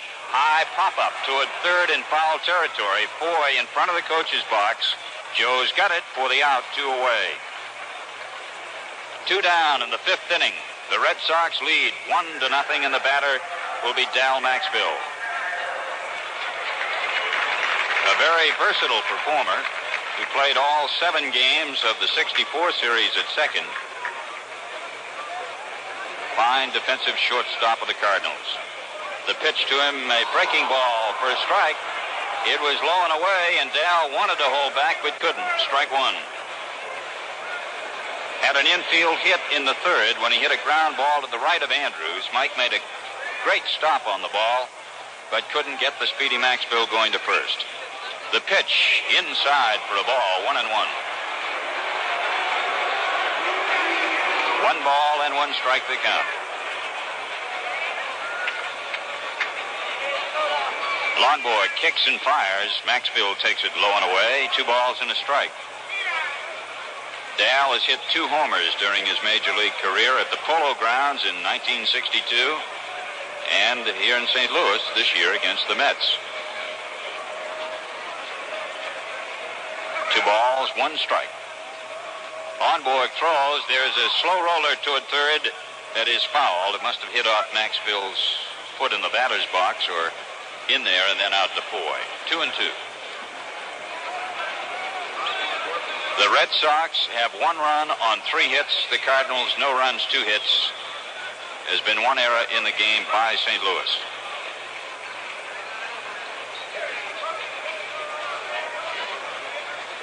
Elston Howard crouching back of the plate. Lonborg gets the sign. Tall right-hander fires, and the pitch is grounded down to third. Backhanded by Foy. Long throw to Scott to get him. Great defensive play by third baseman Joe Foy, backhanding the ball back of the bag and throwing out Maxfield at first. No runs, no hits, and nobody left on. And after 5 innings, the score is Boston 1 and St. Louis nothing. Last year, over 250,000 owners of other low-price cars were won over to Plymouth. It started a movement, a momentum, a beat. And the beat goes on with Petula Clark. And the beat goes on.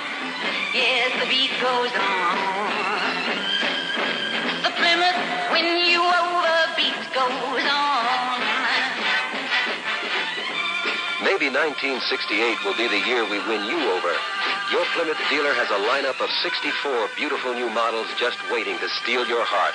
See your Plymouth dealer today and learn how easily you can catch the beat. The Plymouth Win You Over beat. Yes, the beat goes on. The Plymouth Win You Over beat goes on. And the beat goes on. And the beat goes on. And now 3 important words from your nearby Plymouth dealer. Enjoy the game. We pause 30 seconds for station identification.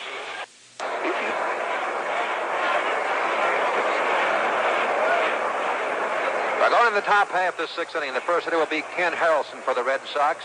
The Red Sox have 1 run on 3 hits, no errors. The Cardinals have no runs on 2 hits and 1 error. And now then, Ken Coleman.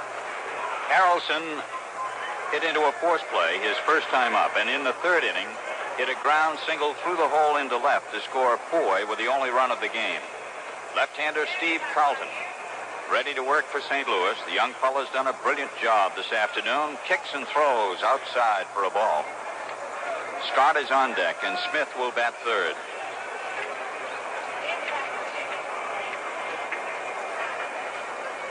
Carlton fires. There's a pop foul coming back out of play, and the count goes to 1-1. Carlton averaged over 7 strikeouts per 9 innings, which was the best rate on the staff this year, and his control improved considerably. He walked 62 men in 193 innings of pitching, earned run average of 2.98. Big left-hander fires a breaking ball over at the knees for a strike called. It's 1-2. McCarver back at the plate. Cepeda at first, Javier at second, Maxfield at short, and Shannon at third. Brock is in left field, Flood in center, Maris in right. Maris, the only player in the field who's in the shade as the sun bathes Bush Memorial Stadium. The 1-2 pitch to Harrelson is outside. 2-2 to Ken.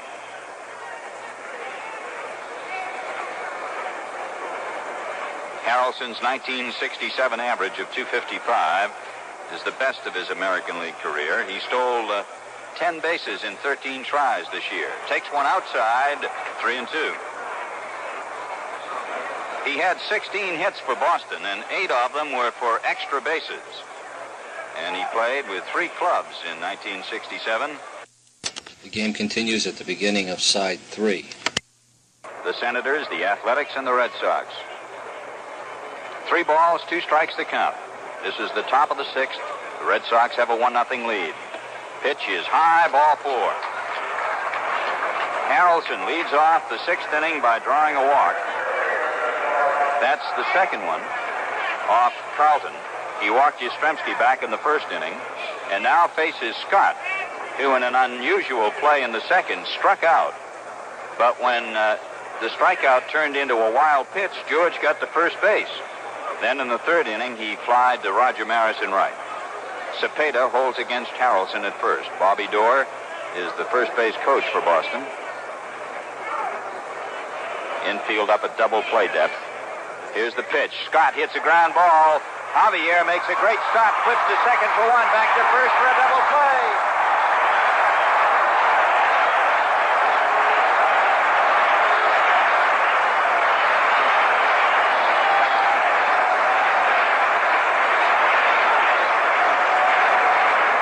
Javier, the second baseman who has pulled off several sparklers in this World Series, has done it again as he went to his right and to his knees to grab a hard shot off the bat of Scott. Flipped it underhand to Maxwell, who sent it on to first for a snappy double play. 2 men out in the 6th inning, and the batter is Reggie Smith. Boston leading 1-0. Carlton into the windup, and the pitch. It is low for a ball. Smith has flied to center field and popped up to shortstop. A really great play by the Cardinals second baseman, Julian Javier. Pitch is taken for ball 2 by Smith.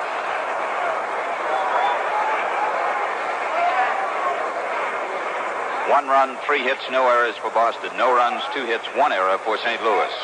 The pitch, high foul ball, drifting off the first base side into the lower seats, out of play. 2-1 on Reggie. Ken, I thought that Javier made a great play up in Fenway Park in Boston when he forced the runner at second base.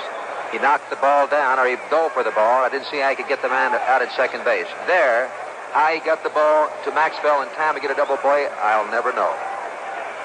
Here's the 2-1 pitch, and it's popped up in back of second. Javier draws the bead under the ball, and he's got it, retiring the side. In the 6th inning for Boston, no runs, no hits, and nobody left on. And so, as we come to the end of 5 1/2, it's the Red Sox 1 and the Cardinals 0.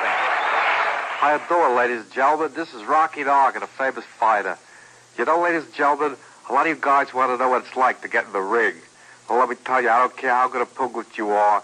You get in the ring, somebody's going to go bam, bam, hit you right in the face, and he's going to give you a face hurt.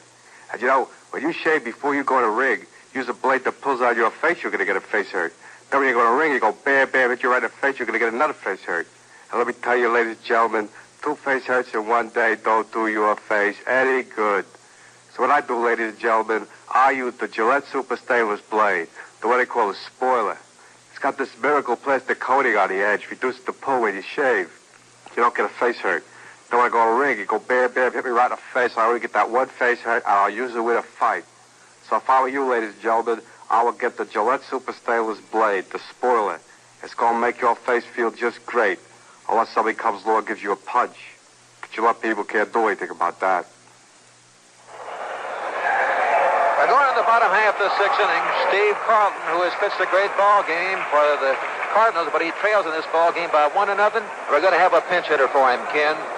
A little left-hander by the name of Bob Toling, leading things off for the Cardinals here in the bottom half of the 6th inning. And he's another fellow with great speed for St. Louis. The pitch to him is outside ball 1. Joe Foy, the Red Sox third baseman, is playing up the line. He knows that Tolan might put one down.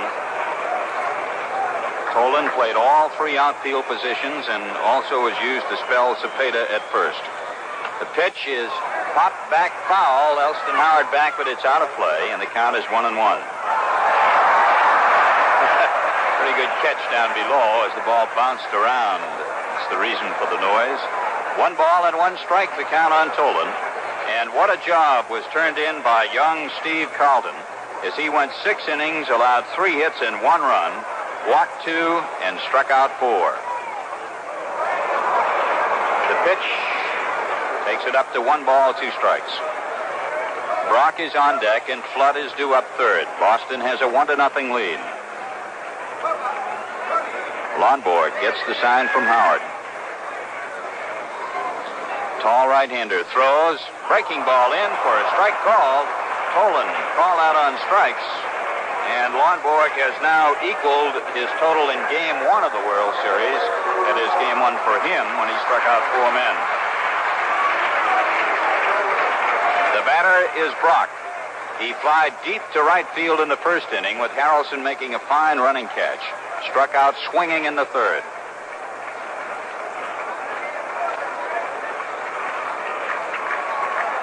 Ray Washburn is warming up in the St. Louis bullpen. Pitch is a fastball outside.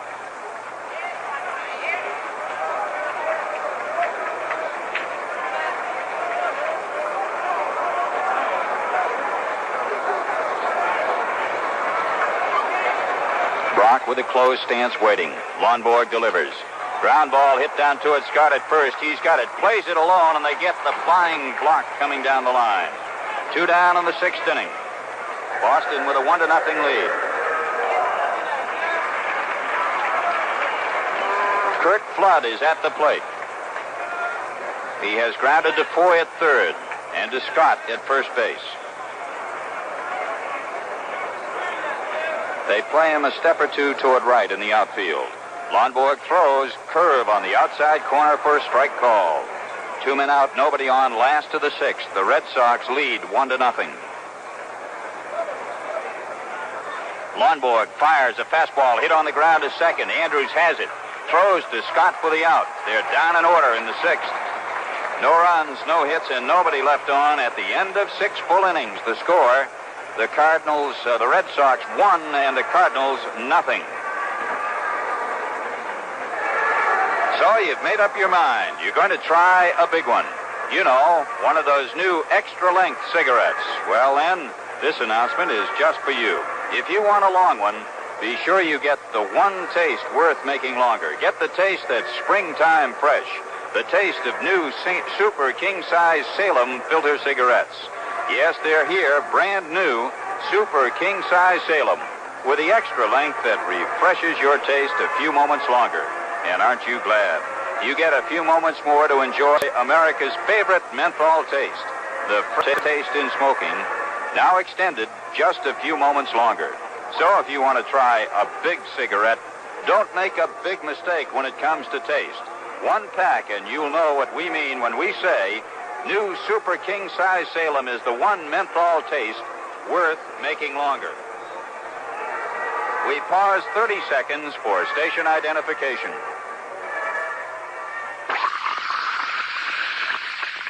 Your radio has not gone cuckoo. That's merely the sound of Saratoga Vichy and its long-lasting fizz. The story behind that fizz is even stranger than the sound. You see, nature carbonates Saratoga Vichy, giving it a perky little fizz with incredible staying power. It keeps drinks fresh far longer than club soda or any of the imitation Vichy's. Saratoga, the authentic Vichy in the yellow label. And the new pitcher for the St. Louis Cardinals, his name is Ray Washburn. The funny thing about this fellow, he did not relieve at all in 1967. He had 27 starts, 3 complete games.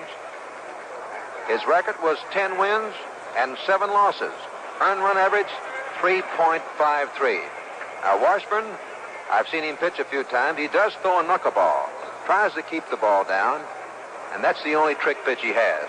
Steve Carlton, he went 6 innings, gave up 3 hits, 1 run, 2 walks, and struck out 5 men, and he did a fine job, Ken.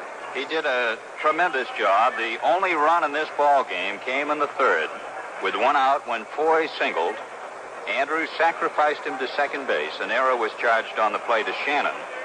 And then Harrelson singled to left field with 2 men out, sending Foy home.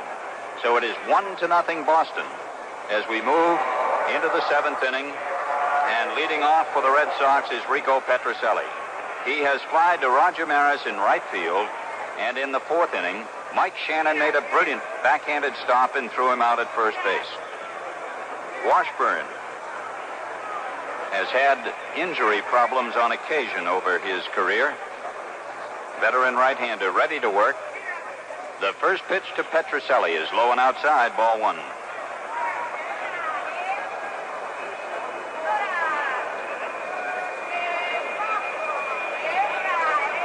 Veteran right-hander checking now, and time is called for a moment, but looks like we're ready to go once again. Boston leading 1-0 in the 7th inning. The pitch. Petrocelli hits a ground foul going down to third base coach Eddie Popowski. 1 ball and 1 strike. Popowski, the coach at third for Boston, has been in the Red Sox organization for a long time, 30 years, and has done quite a job with the young fellows on this club, many of whom he had in the minors. This is his first year in the majors. There's another ground foul back by Rico. 1 ball, 2 strikes on Petrocelli. Looking for his second hit of the 1967 World Series. Washburn into the windup, and the pitch, low and away, 2-2.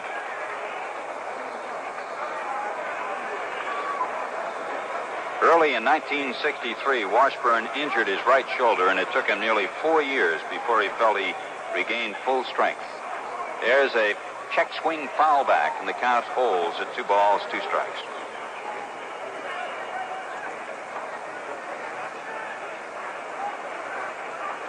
Washburn did not appear in the 1964 World Series with the Cardinals because of arm trouble.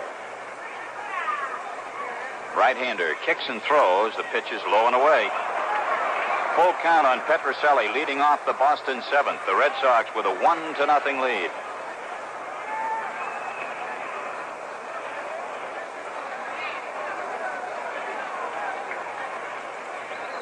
The 64th World Series. Here's the 3-2 pitch. Petrocelli, strike 3 call. Hit the corner on the knees on the outside part of the plate, and there's 1 away. 1 down in the 7th. Washburn relieved only once in 1966 on the 4th of June. Here's Elston Howard. Pitch to Ellie. He swings and misses. Strike 1. He was trying to hold back and could not. Veteran Red Sox catcher is 38 years old and was born here in St. Louis.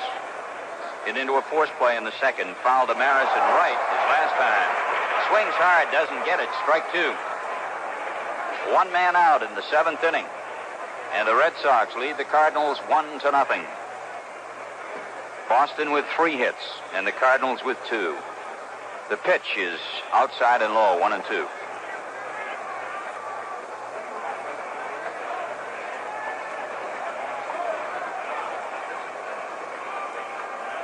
Washburn into the windup. The pitch to Howard is low and outside. 2 balls, 2 strikes.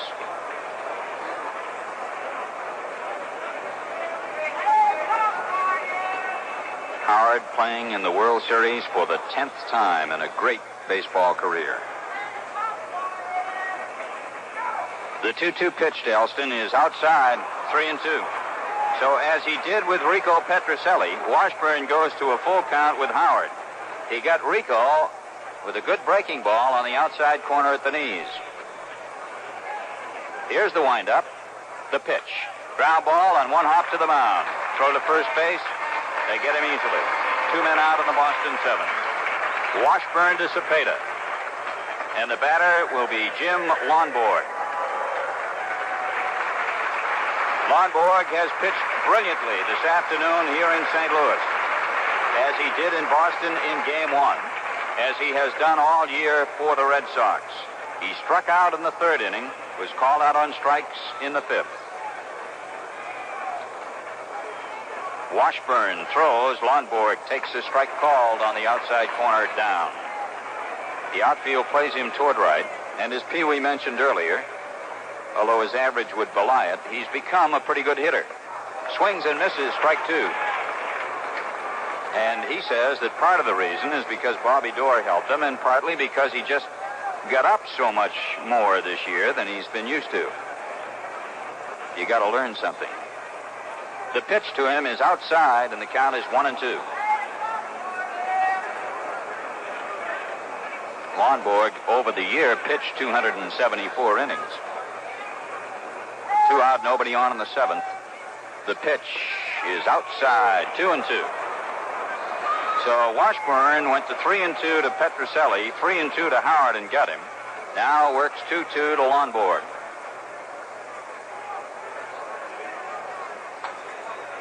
Here's the pitch. There's a foul sliced out of play into the lower seats off first.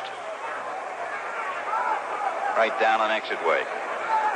2-2 on Lonborg. Red Sox 1 and the Cardinals nothing. This is the 7th inning.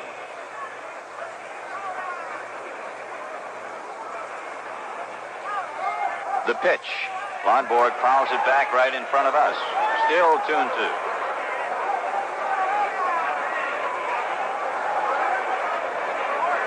There are no soft touches in the St. Louis lineup, but in the last of the 7th, they go right to the iron, as they say, with Maris, Cepeda, and McCarver. 2 balls, 2 strikes, 2 out, and nobody on. Washburn throws, and there's a high pop-up off third, drifting into foul territory, and into the coach's box is Shannon, where he makes the catch. That's all in the 7th. No runs, no hits, and nobody left on. After 6 1/2, the Red Sox won, the Cardinals nothing. When this World Series is over, can winter be far behind? No, it won't be long now before your car has to battle ice and snow. So why not get it into shape for the off-season now with snow tires from B.F. Goodrich? They're built tough to drive one through the tightest defense that winter can muster. BFG Trailmaker Silvertown snow tires have a husky, modern tread that really digs in, takes off sure, and stops just as surely. Trailmaker's deep biting edges pull you through. Tough 4-ply nylon cord construction means more safe driving miles, and Trailmakers never shout their own praises. They run quiet on wet or dry roads. Steel safety studs? Sure, if you want them. So get on down to your B.F. Goodrich dealer and get your car decked out for winter driving. Open a BFG Choice Charge account, and you won't have to plunk a penny down. B.F. Goodrich Trailmaker Silvertown snow tires, only at your B.F. Goodrich store or dealer. This big crowd, 54,575, taking the traditional stretch in St. Louis. And Jim Lonborg is ready to pitch to Roger Maris. Boston has 1 run, 3 hits, and no errors. St. Louis, no runs, 2 hits, 1 error. Maris has one of the 2 Cardinal hits, a solid single to right in the 4th. The other, an infield hit by Maxville in the 3rd. The pitch is outside, ball 1. Maris, his first time up, grounded out to the first baseman, Scott. Then in the 4th, after a bunt try, he got the single. Red Sox outfield playing toward right. Lonborg into the windup, and the tall right-hander fires a strike called 1-1. Maris started for it and then held back.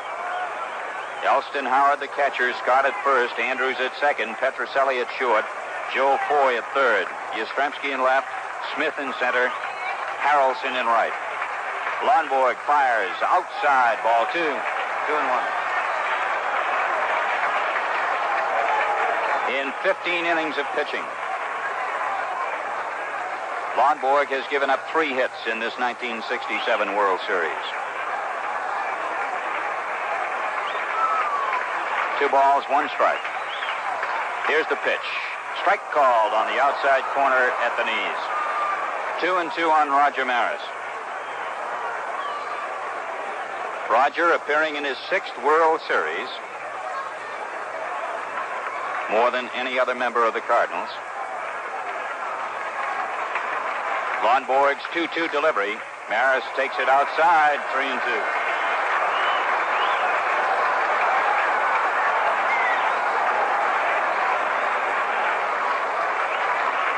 Gentleman Jim, as they call him up in New England, goes to the rosin bag. Now kicks away at the rubber. Looks down, gets the sign from Howard. 3-2 pitch on the way. There's a high pop-up into shallow right. Mike Andrews, the second baseman, back under the ball, makes the catch. It was so high in the air that Maris was halfway down to second by the time it came into Andrews' glove. So there's 1 out in the last half of the 7th. The Red Sox lead the Cardinals 1-0, and the batter is Orlando Cepeda.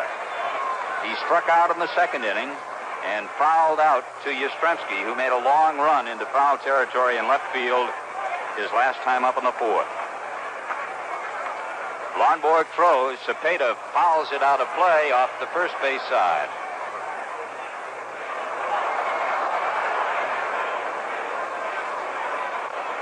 Cepeda led the National League in runs batted in this year with 111, one ahead of the great Roberto Clemente. The pitch, curveball, grounded foul outside of third. Joe Foy backhanding it, tosses it over to Lonborg. 2 strikes on Cepeda, 1 out in the Cardinal seventh. The Red Sox lead St. Louis by a score of 1-0.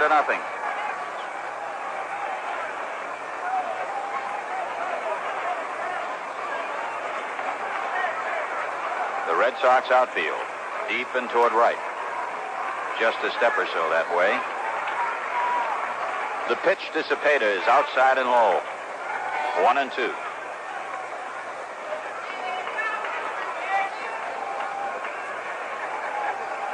Lonborg led the American League in strikeouts with 245. Jim Bunning led the National League with 253. The pitch is fouled back. Just got a piece of it, still 1-2.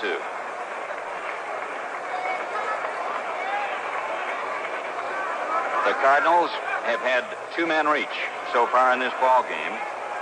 Lonborg has struck out 4, has not walked anybody. Maxville had an infield hit in the third. Maris, a single to right field in the fourth.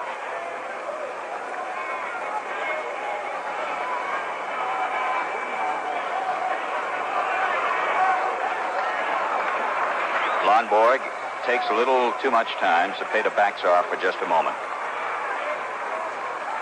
1 ball, 2 strikes. Here's the pitch. There's a slow roller toward short. Up for Petrocelli, on to first base in time. Cepeda grounds out 2 away in the 7th. Red Sox 1 and the Cardinals nothing. The 5th game of the 1967 World Series. The Red Sox trying to take it back to Fenway Park, and the Cardinals trying to wrap it up here in St. Louis. The batter is Tim McCarver, the catcher. He has flied to left and bounced out to the pitcher. Left-handed batter with a closed stance, crowds in over the plate. The pitch to him is a strike call, the fastball in at the knees.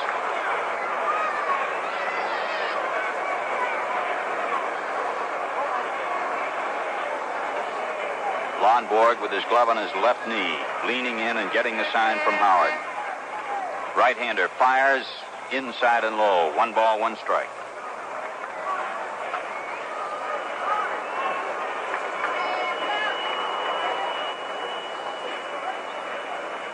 The Boston outfield playing toward right. The pitch. McCarver takes it low. 2 balls, 1 strike. Boston 1, St. Louis nothing. This is the last half of the 7th. There are 2 men out. Nobody on.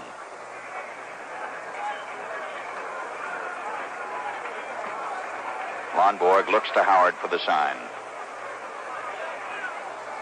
The pitch. Fly ball hit into center field. Reggie Smith to his right a little under the ball, and he's got it. They're out in order in the 7th. No runs, no hits, and nobody left on. At the end of 7, it's Boston 1 and St. Louis nothing. Move up to Chrysler. The 68s are here. Move up to Chrysler and make your move this year. The 68 Chryslers are here with more power from a higher output 383 cubic inch V8 all the way up to a big 440.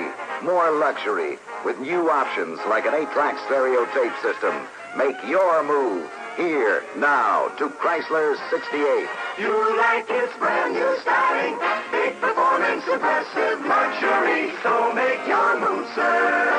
Move up to Chrysler and move up to the movers today. See your local Chrysler dealer. Make your move up to Chrysler now.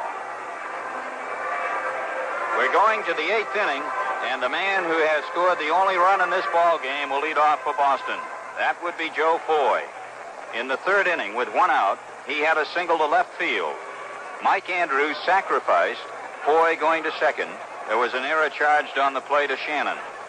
And then Harrelson singled to left field to score Foy.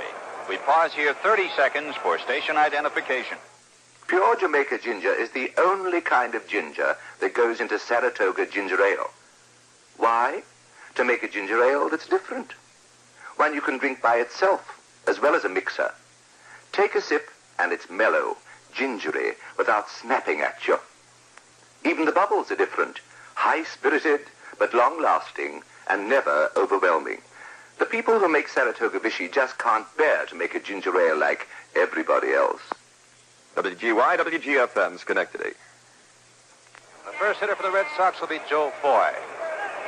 The score, the Red Sox 1, the Cardinals nothing. Ken? Okay, Pee-wee, you can feel the tension building with about every pitch now. Foy 1 for 3. Here's the pitch to him. He tries to bunt and misses. Strike one. He struck out swinging in the first. Had the key single that scored the run in the third. That is, that got him to where he could score it. Fly deep to center field in the fifth. Then Flood made a fine catch on him. Pitch is a breaking ball over for a strike call. 2 strikes. Andrews is on deck. Yastrzemski is due up third. Ray Washburn into the windup, delivers outside for a ball, 1-2. Steve Carlton went the first 6 innings. Allowed 3 hits and 1 run, walked 2 and struck out 5, had 1 wild pitch as he turned in a splendid performance. 1-2 delivery is outside, 2-2. Washburn ran to high counts on all 3 batters in the 7th, going to 3-2 on Petrocelli and Howard and 2-2 to Lonborg. Now he's 2-2 to Foy. There's a foul drifting back out of play. 2-2. Joe is from the Bronx, New York. Red Sox went in to play the Yankees in New York once this year, and Foy had a grand slam home run. Here's the 2-2 pitch. Outside, full count, 3-2. On the day that Foy hit the grand slam, though, he'd gone home to visit his folks and found out that the house had practically burned down when he arrived. The 3-2 delivery swung on and missed, strike 3. Joe Foy strikes out to lead off the Boston 8th. The second strikeout for Washburn, and the batter will be Mike Andrews. Andrews popped up to second base in the first inning, sacrificed in the third, singled into left field in the fifth. He led the American League in sacrifice bunts in 1967 with 19. Very good at it. Led the International League in 1966 with 24. Pitch to him is over for a strike called. He had 8 home runs this past year, and 6 of them were on the road, a couple of them out in Anaheim, where he has a built-in cheering section every time he plays there. High hopper to third baseman Shannon, off to his left, on to Cepeda for the out. Andrews hits a 1-hop ground ball to Shannon, and there are 2 out in the Boston 8th inning. Red Sox 1 and the Cardinals nothing. The batter is Carl Yastrzemski. Walked in the first inning, was called out on strikes in the third, hit into a force play in the fifth.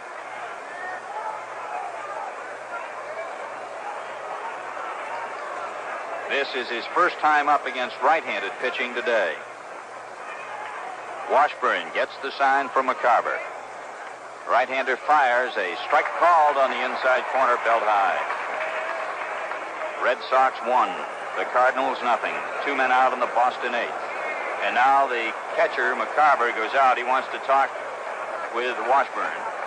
And it may be that he thought maybe that pitch should have been away, because pitchers don't always get the ball just where they want to, but they have been, for the most part, throwing Yastrzemski outside stuff, and that one came to the inside part of the plate. That could have been the reason for the conference. Now the windup and the pitch. Yastrzemski takes it outside, 1-1.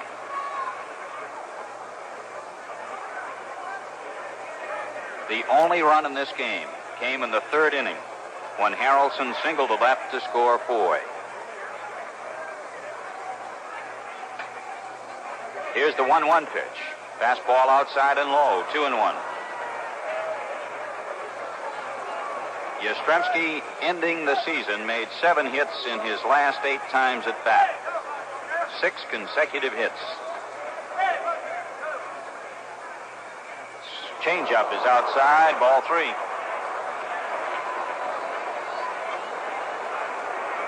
On deck is Harrelson.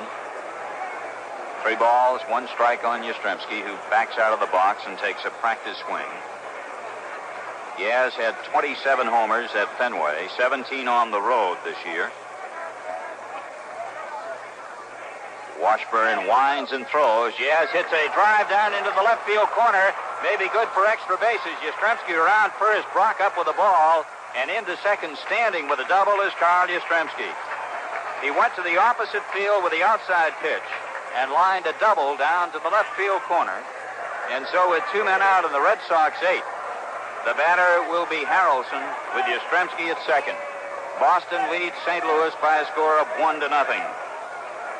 Harrelson hit into a force play in the first, single driving home Foy in the third, had a walk in the 6th inning.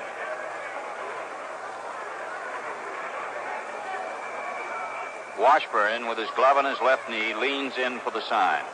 Yastrzemski leads away from second. Right-hander at the belt and the pitch. Low and outside, ball 1.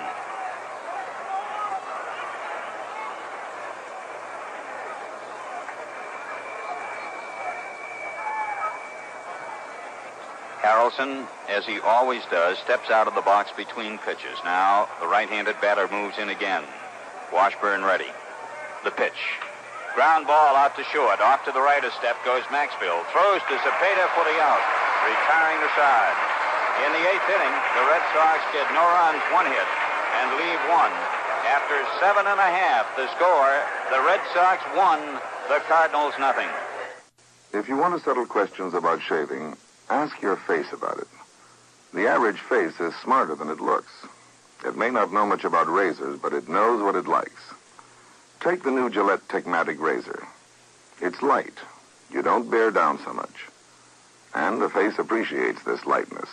It not only feels better, it runs less of a chance of getting nicked or cut. Or say halfway through a shave you notice the edge is getting dull. And try changing blades with your old razor. Hard, isn't it? Slippery fingers, sharp little thing. You just wouldn't bother. But with the Techmatic, you just flip the lever for a fresh shaving edge. It's easy. You would bother. From your face's point of view, this is good. It means you don't keep shaving with a worn-out blade. Consult an expert about the Gillette Techmatic razor. Ask your face about it. We're going to the bottom half of the 8th inning. Jim Lonborg has done a terrific job at keeping that ball down. As you see, he had only 4 fly balls to the outfield. The score, Red Sox, 1 run on 4 hits. The Cardinals, no run on 2 hits. The first hitter, Mike Shannon. Ken? Okay, Pee-wee. Shannon has fouled Elston Howard in the batter's box and in the 5th inning struck out.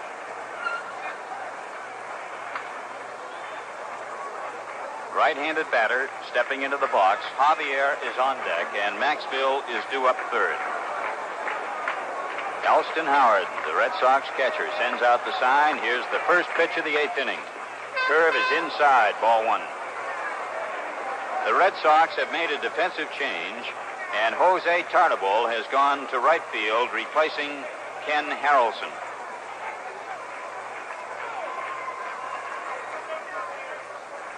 Lonborg a bit more deliberate now than he was earlier. Right-hander kicks and fires. Low and outside. Ball 2.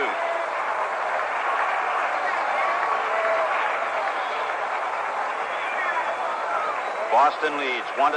This is the 8th inning.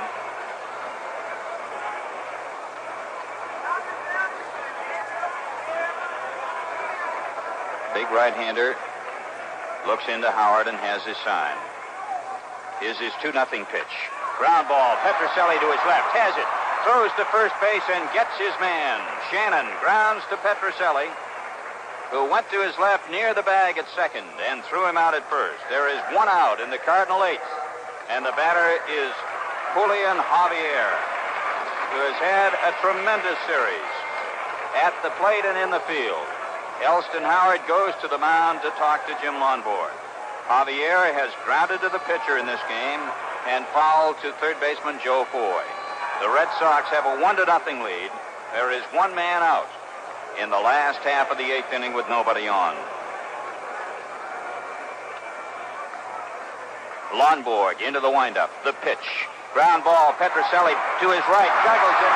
And safe at first base is Javier. We'll wait word from the official scorer on that one, as Rico Petrocelli went to the hole to make the grab, and it is ruled an error on the Boston shortstop. And now we're going to get a pinch hitter. Dave Ricketts is coming up to bat for Dal Maxfield. Ricketts, a switch-hitting catcher, will be up there left-handed with a runner at first and one out in the eighth. Boston ahead 1-0. Petrocelli, on the first out of the inning, went to his left, and this time on Javier went to his right to try to get the ball toward the hole, and in his anxiety to make the throw, juggled the ball. Ricketts in there, left-handed batter with a closed stance. Throw over to first, and the runner is back safely.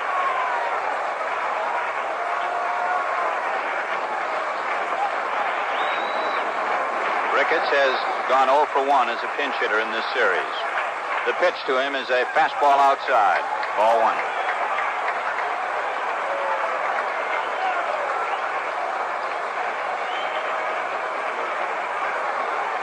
On deck is Phil Gagliano to bat for Washburn.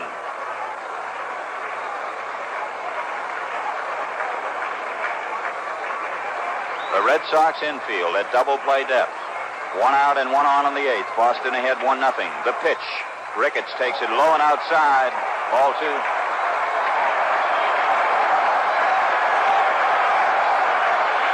And now the partisan St. Louis crowd ready to roar on every pitch down in the Boston dugout.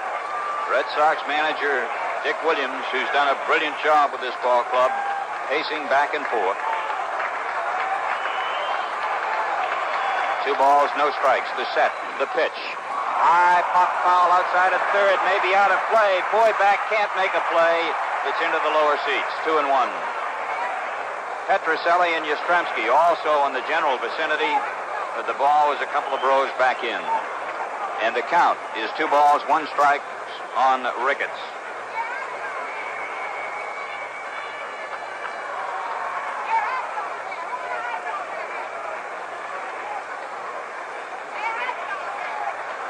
Left-handed batter digging in close at the plate. The set by Jim Lonborg. The look toward first base. The 2-1 pitch. High and outside, ball 3.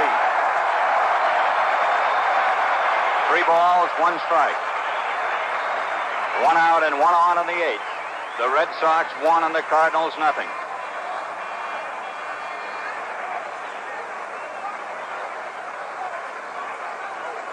One run, 4 hits, 1 error for Boston. No runs, 2 hits, and 1 error for St. Louis. Lonborg leans in and gets the sign from Howard. The set. The pitch. Ground ball. Scott juggles it, picks it up, and runs over and tags first. The runner moves to second.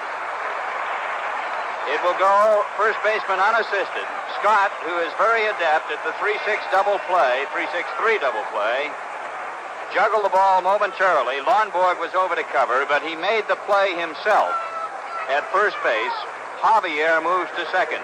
And now, Phil Gagliano, utility infielder, a teammate of Tim McCarver's at Christian Brothers High School in Memphis, Tennessee, will come up to bat with Javier on second and 2 out in the eighth. And Javier is the first St. Louis man base runner to reach second base in this game. Boston has a 1-0 lead, and Dick Williams, the Red Sox manager, is walking now out of the dugout toward the mound. At the mound, Elston Howard, Mike Andrews, and Jim Lonborg. Ray Washburn, with Gagliano batting for him, is out of the action after working 2 innings, and he allowed no runs, 1 hit, gave up no walks, had 2 strikeouts. A conference at the mound. We have not been informed of anyone warming up in the Boston bullpen, which we cannot see, but it has been customary in the series to show on the scoreboard that someone is warming up. The conference is over, and Williams is going, I'm sure, right down to the end with his ace. The man who won 22 games for him this season. Williams going back into the dugout. Javier at second, 2 out in the 8th inning. 1-0 Boston. Gagliano at the plate. Lonborg getting set. The pitch. Over at the knees for a strike called. Good sinking fastball.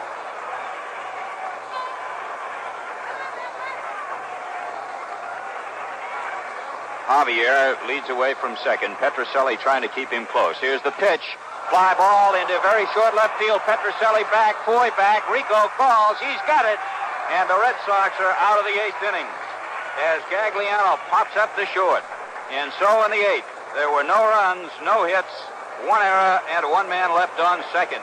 At the end of 8 full innings of play in St. Louis, Boston leads it 1-0.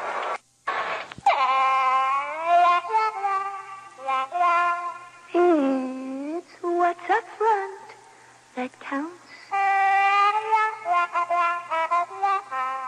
And up front ahead of the filter, only Winston has the good taste. That comes from Filter Blend. Filter Blend means fine tobaccos for the best taste yet. That's why Winston is America's largest selling cigarette. Winston's out front because up front, only Winston has Filter Blend. Choice golden tobaccos specially selected for the best taste in filter cigarettes. Winston tastes good like a cigarette should. Winston. 30 seconds.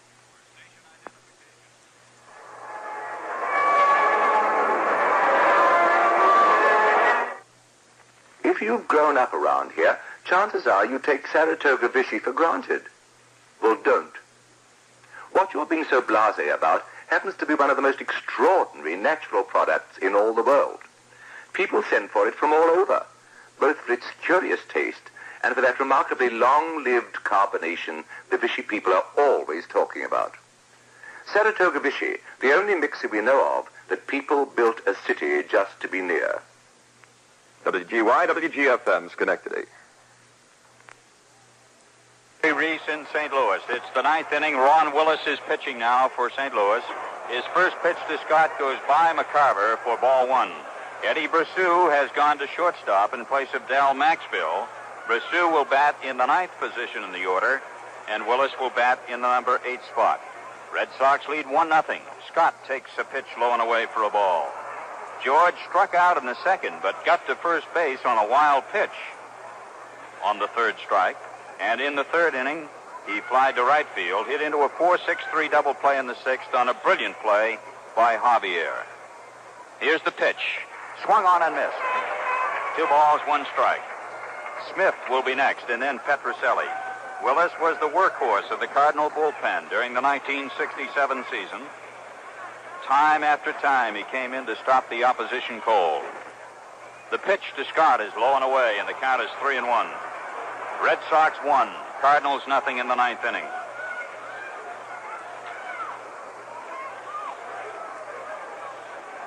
Willis, a right-hander, winds and throws. Scott takes a strike called on the outside corner at the knees. During one stretch in July and August, when he appeared in 15 games, 21 and a third innings, Willis did not allow a run.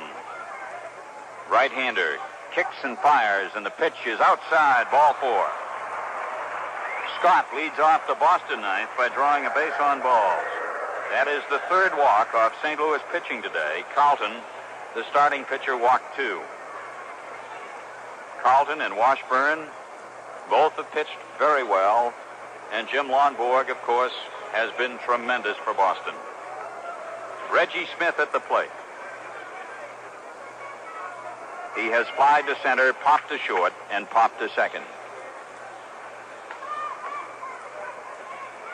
Right-hander Willis at the belt. Third baseman Shannon up the line. Smith takes a strike called on the inside corner at the belt. In the last half of the ninth inning, the Cardinals will start at the top of the order with Lou Brock.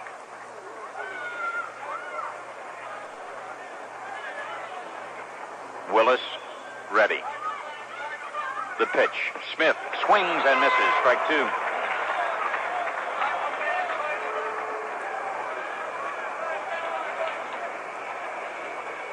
Reggie Smith hit .241 batting left-handed, .268 as a right-handed hitter during the year. Led the Red Sox in stolen bases. Here's the pitch to him. Lines one down. The left field line might be foul. It isn't. It's a fair ball. Scott is around second. He's digging for third. Smith into second. Runners at second and third, and nobody out in the Boston ninth inning. Reggie Smith, a left-handed batter, going to the opposite field, lines one to left for a double, moving Scott around to third. And the Red Sox in the ninth have runners at second and third with nobody out, and the batter is Rico Petrocelli. Petrocelli has flied to right, was robbed by Shannon on a brilliant play in the fourth, called out on strikes in the seventh, and he's going to get an intentional walk. There is ball 1. This will load the bases. An intentional walk. Elston Howard is due up next for Boston. Now, with ball 2 the count, the pitching coach of the Cardinals, Billy Muffet, is walking out to the mound. This is a most unusual situation at this point in a ball game where a man has started to get an intentional pass. LeMahieu and Jackson are warming up out in the St. Louis bullpen. 2 balls, no strikes to count on Petrocelli. Scott at third base and Smith on second. The Red Sox have a 1-0 lead, and we're in the ninth inning of play.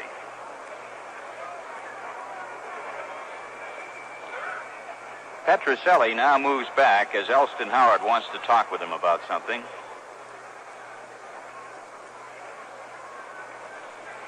And now they'll continue the intentional pass. There's ball 3.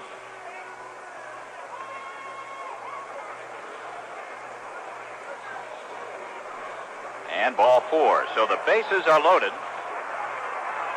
And Howard is coming up. Elston has hit into a force play, foul to Maris in fairly deep right, and bounced to the pitcher. 3 men on, nobody out in the ninth inning for the Red Sox. They lead 1-0. Willis winds and throws. The pitch is outside and low, ball 1. Howard steps out of the box and looks down toward Eddie Popowski. And now Muffet, the pitching coach of the Cardinals, is on his way back out again. He wants to talk to Ron Willis.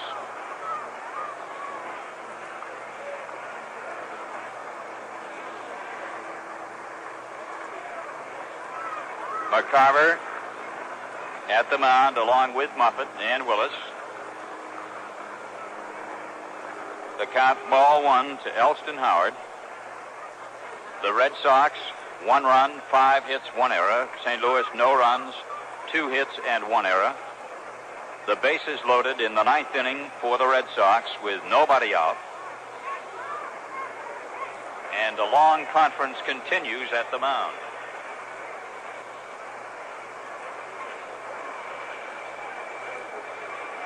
Ken, it looks to me like the new pitcher, I see him coming in out of the right field bullpen out there. It looks to me like it's Jack LeMahieu, a right-hander.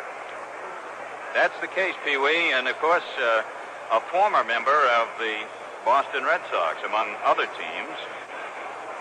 So Jack, who is a native of Massachusetts, from up Springfield way, is taking the long walk-in from the bullpen as Ron Willis has pitched to 3 men, walked 2 of them, and given up a double. He is responsible for all 3 base runners as LeMahieu is walking in now from the bullpen. For anyone who might have joined us late, there has been only 1 run scored in this game. The Red Sox got it in the 3rd when Foy, with 1 out, singled to left. Andrews sacrificed him to second. Harrelson singled him home. We pause here 30 seconds for station identification. Your radio has not gone cuckoo. That's merely the sound of Saratoga Vichy and its long-lasting fizz. The story behind that fizz is even stranger than the sound. You see, nature carbonates Saratoga Vichy, giving it a perky little fizz with incredible staying power. It keeps drinks fresh far longer than club soda or any of the imitation Vichy's. Saratoga, the authentic Vichy in the yellow label. WGY, WGFM, Schenectady. This is Ken Coleman, along with Pee Wee Reese at Bush Memorial Stadium in St. Louis. We're in the 9th inning. The Red Sox have 1 run, 5 hits, and 1 error. The Cardinals, no runs, 2 hits, and 1 error. The Red Sox have the bases loaded with nobody out in the 9th. The count is ball 1 to Elston Howard, and Jack LeMahieu has just come in to do the pitching for the Cardinals. He has finished taking his 8 warm-up throws. Now McCarver hollers something out to him. The Cardinal infield is in. Eddie Popowski, the third base coach, was over to the dugout and now is saying something to Scott on third.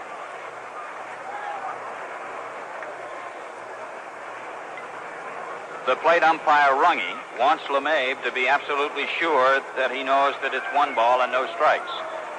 And he so indicates. Jack is ready now. Infield in at the rim of the grass, and here's the pitch. Gets away, but not far enough for any advance, and the count goes to ball 2. McCarver making a good stop on a low outside pitch. It got about 8 feet away from him, and Tim scampered back to get it. No advance by Scott at third. So the count goes to 2 balls and no strikes on Howard.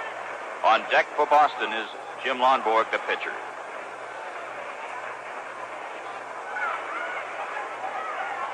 LeMahieu looks in and gets the sign. Right-hander works. Swung on and missed. Strike 1. Howard taking a good hard cut at the ball. Plate umpire Runge dusting off home plate. 2 balls and 1 strike. The 9th inning. The Red Sox 1, the Cardinals nothing.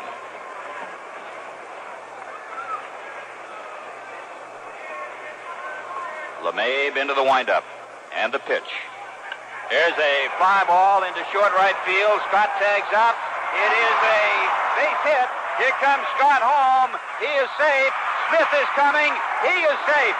And over to third base is Petrocelli. Boston leads 3-0. A pop fly down the right field line. Maris made a great try, and then a very hard throw, and Smith was right behind Scott, who scored first. And the ball, as it came into McCarver, was apparently just momentarily bobbled, and Smith had a chance to get in with the 3rd Boston run. Red Sox take a 3-0 lead. There are runners at first and third with nobody out on a bloop single to right field by Elston Howard. Petrocelli on third base and Howard on first. Ken, that was a big base hit by Elston Howard. The ball was not hit hard. It was a kind of a dying quail, as we said. Roger Maris made a great play to come in. He had a good shot at Reggie Smith. The throw's a little bit high, and Reggie Smith knocked McCarver over a little bit. But with Brock in the top of that batting order coming up, what a big time to get 2 runs, and they're still not out of the inning. Well, the word is now that Maris was charged with an error on the throw, so Howard gets 1 run batted in.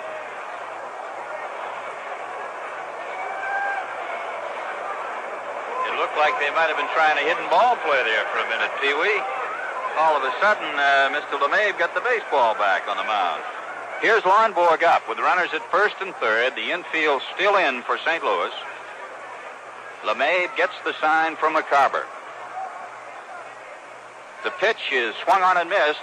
Lonborg, as he has done several times over the season, looked like he might be going to bunt, but then suddenly took a 3/4 cut at the ball and missed it. Strike 1.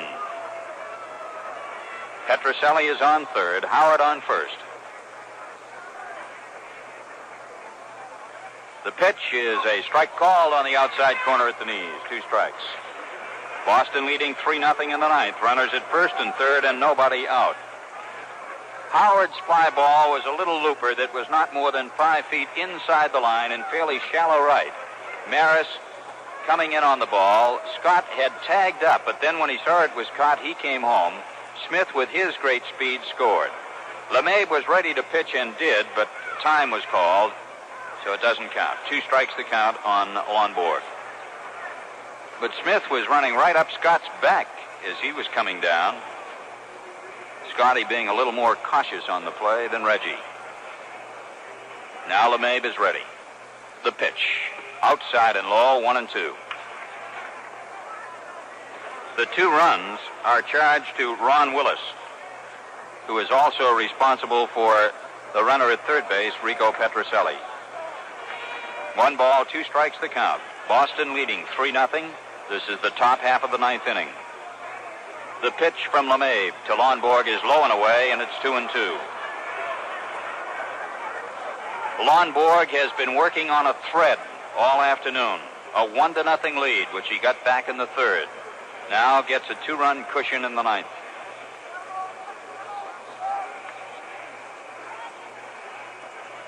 LeMay sets and delivers. The pitch is swung on and fouled, and the bat goes all the way down to the third base bag. Petrocelli, who's on third, and Shannon both have to duck out of the way. And we must tell you that this is something new for Lonborg. He has not been doing this all year.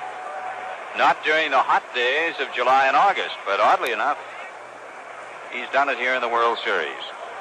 2-2. Jack LeMay goes to the rosin bag.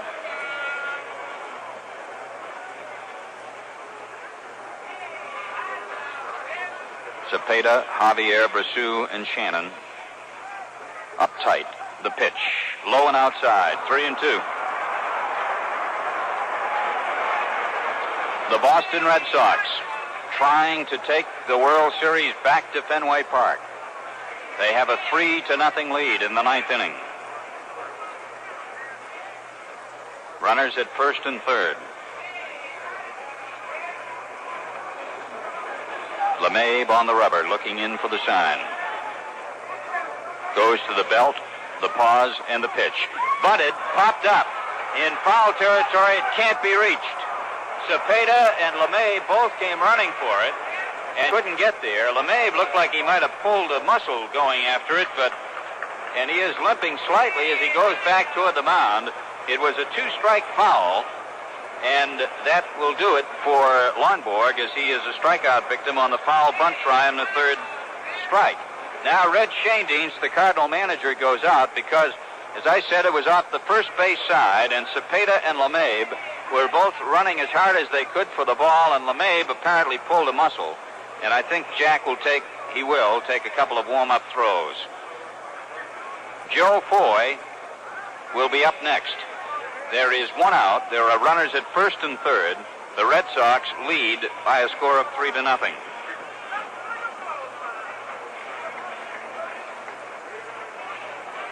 LeMay is okay. Red Schoendienst going back into the Cardinal dugout. And Foy up. Foy struck out in the first, singled to left and scored a run in the third. Fly deep to center in the fifth. Struck out in the 8th inning. And has made 1 very fine defensive play at third base. Boston, 3 runs, 6 hits, 1 error. St. Louis, no runs, 2 hits, and 2 errors. LeMahieu delivers. Foy tries to check the swing, gets a strike. One strike on the Red Sox third baseman Joe Foy. 2 years ago, one of the top men in the International League, a rookie with Boston last year. Joe has played part-time this season. The pitch to Joe is outside and low. 1 ball, 1 strike.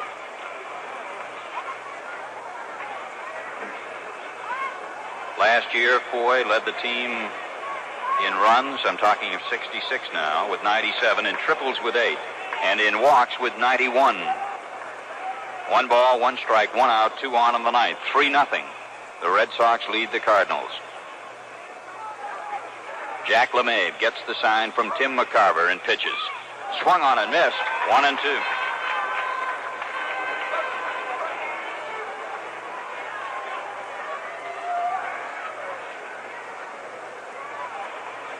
In the last half of the ninth, Lou Brock, Kurt Flood, and Roger Maris are the scheduled St. Louis batters as the Cards go to the top of their order. Here's the pitch. Breaking ball low and away. 2-2 the count. 54,575 on hand. That's been the total for the past 3 days here at beautiful Bush Memorial Stadium in St. Louis. Foy waiting on LeMahieu. Holds the bat stationary. Now cocks it. The pitch. Fouls it off. Stays alive at 2-2. The Red Sox got a run in the third on Foy's single, a sacrifice by Andrews, a single by Harrelson. And here in the ninth, Scott led off with a walk. Smith doubled to left. Petrocelli got an intentional walk. Howard singled to right to score Scott. And Smith scored on a throwing error by Maris. There are runners at first and third. There's 1 down. Here's the pitch. Foy takes it outside and low, 3-2. On deck for Boston, Mike Andrews.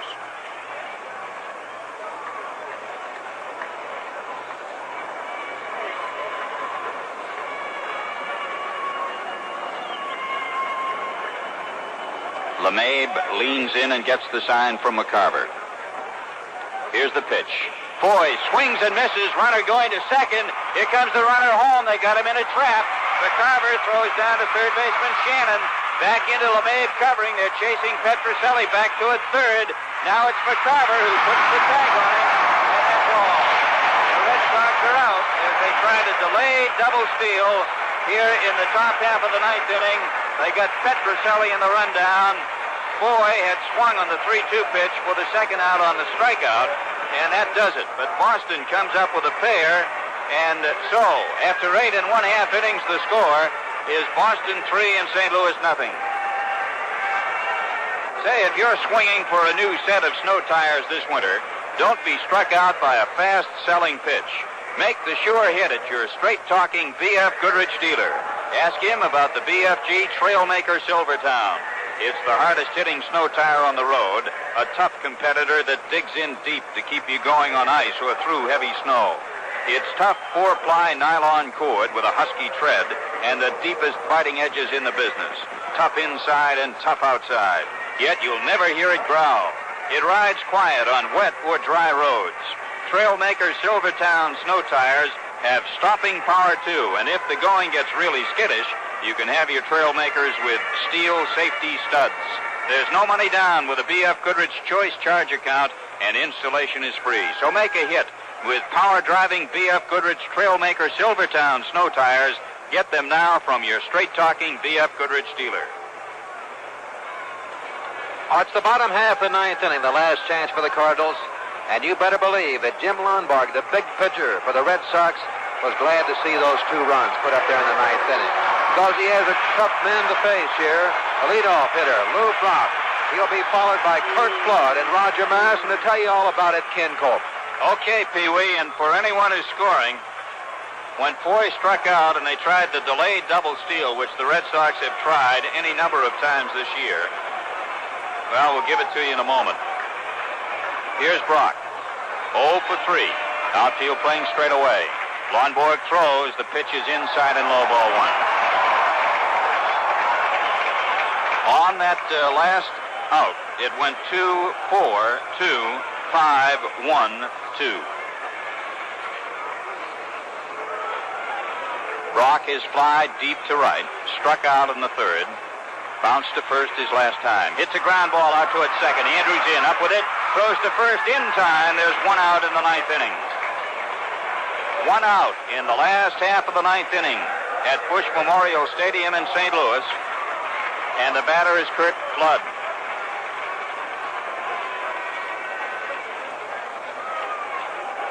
Flood has grounded to third, bounced to first, grounded to second. The Cardinals with 2 hits, an infield hit by Maxville in the third, a clean single to right in the fourth by Maris. The pitch, outside and low, ball 1. Lonborg had the first 8 men to face him, then a base hit. There's a ground ball to third. Foy has it. Throws over to Scott. 2 out in the ninth inning. And the batter will be Maris. Maris had the last St. Louis hit in the fourth.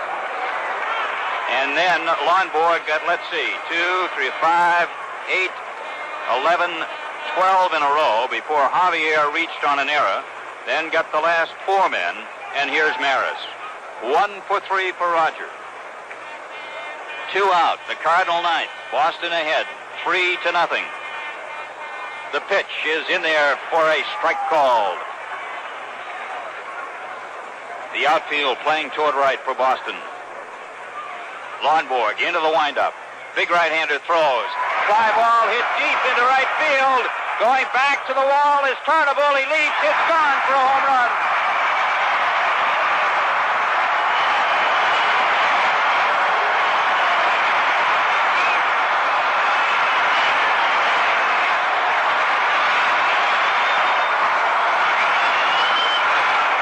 With 2 men out in the ninth, Roger Maris has hit a home run over the fence in right field, about 345 feet away, and the score is 3-1 Boston as Cepeda comes to the plate. Cepeda has struck out swinging, foul to left and grounded to short. That's the first run that Lonborg has given up in 17 2/3 innings of pitching in this series. Cepeda fouls the first pitch back, strike 1. The last man to pitch 2 shutouts in a series was Sandy Koufax in 1965. The series record is 3 shutouts by Christy Mathewson of the Giants in 1905 against the Athletics. And Lonborg had 2 men out in the ninth when Maris just laced one out of here. 1 strike to Cepeda. The pitch. Curve in for a strike called. 2 strikes. That's the 6th series home run for Roger Maris. 2 strikes, the count on Cepeda. Lonborg throws. The pitch is lined foul outside of third. Foy almost made a great backhanded catch of the ball. Could not quite reach out there to get it as Cepeda hit it hard, but foul down the third base line. 2 strikes the count on the Baby Bull. 2 men out, nobody on. Last of the ninth inning. The Red Sox lead the Cardinals. It is 3-1. Lonborg into the windup. And the pitch. Line down to 1 hop to Foy. Throws over to first base, and the Red Sox win it. And George Scott takes the ball and fires it out toward left field as the Boston Red Sox keep the series going. Once again, winning when they have to, as Cepeda hit a hard shot to Foy, who took it on a short trap hop and threw over to George Scott for the out. The final score, the Red Sox 3 and the Cardinals 1, and we'll be back in just a moment with a resume of today's game. The 1968 Chrysler is here. No car moves or looks quite like it. Disappearing headlight. 440 cubic inch V8. Chrysler. Only car in its class that makes no smaller version.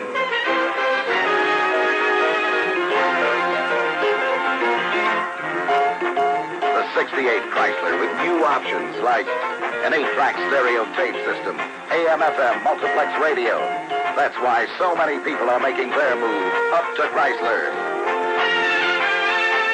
Make your move. Move up to Chrysler 68.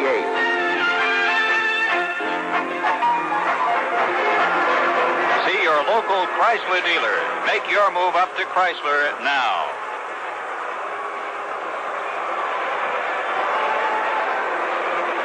At Bush Memorial Stadium in St. Louis, in a dramatic baseball game this afternoon, Jim Lonborg has pitched the Red Sox back into it, and the series will now move to Game 6 at Fenway Park in Boston on Wednesday. Lonborg today pitched brilliantly in a clutch ball game, a game that the Red Sox had to win, and he was running on a one-run lead most of the way. Boston had 3 runs on 6 hits and 1 error.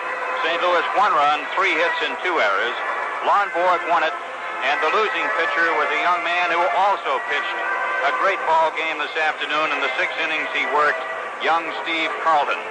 But it was 1-0 Boston until the 9th inning, when the Red Sox managed to come up with 2 runs, and they needed them as it turned out, because Roger Maris, with 2 out in the 9th, banged out a home run.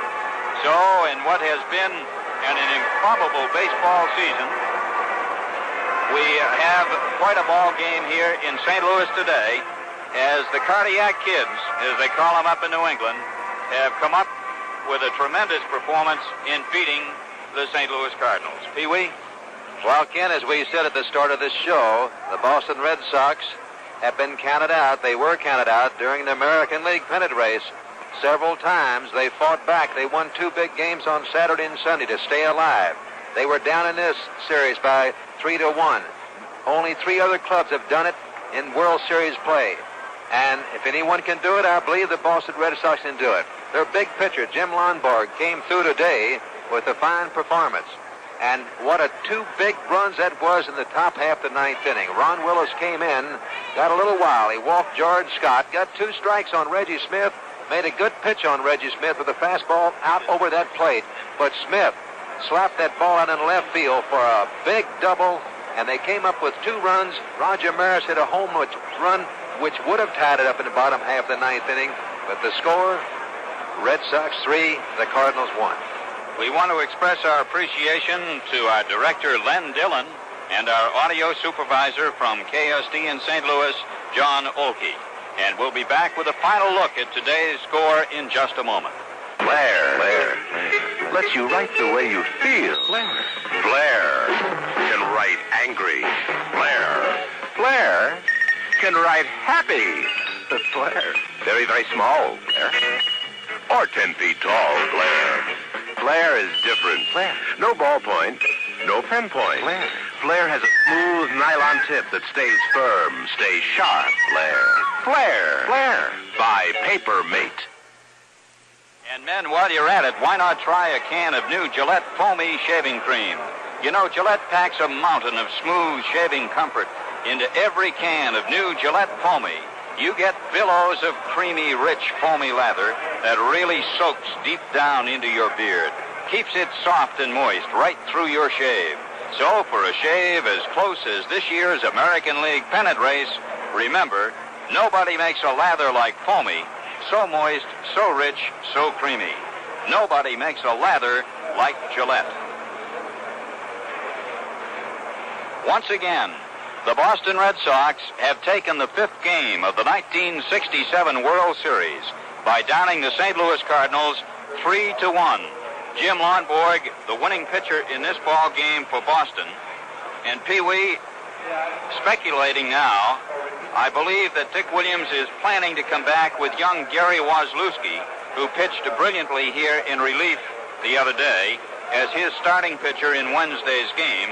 And I would assume probably Dick Hughes will go to the mound again for the Cardinals. I believe you're right, Ken. I got a big kick out of Dick Williams last night, the manager of the Red Sox, when they were talking about now that their back's up against the wall. And he said, I want to tell you one thing, that we've been in this position all year.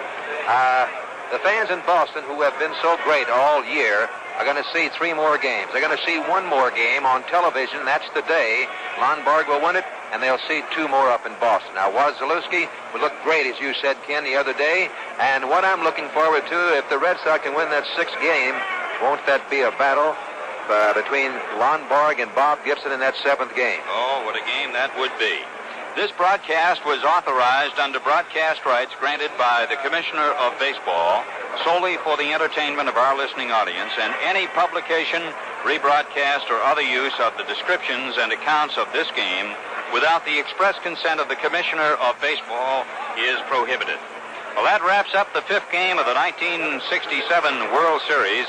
Be with us again on Wednesday at Fenway Park for the 6th game of the World Series, when your hosts again will be Winston. Winston tastes good like a cigarette should. B.F. Goodrich, the Straight Talk Tire people. Chrysler Corporation, makers of Plymouth, Dodge, Chrysler, Imperial, and Dodge trucks. And the Gillette Techmatic Razor. Ask your face about it. The final score, once again, in the 5th game of the World Series at Busch Stadium in St. Louis, the Boston Red Sox 3 and the St. Louis Cardinals 1. This is Ken Coleman, along with Pee Wee Reese, saying thanks for being with us. This has been an NBC Radio Network.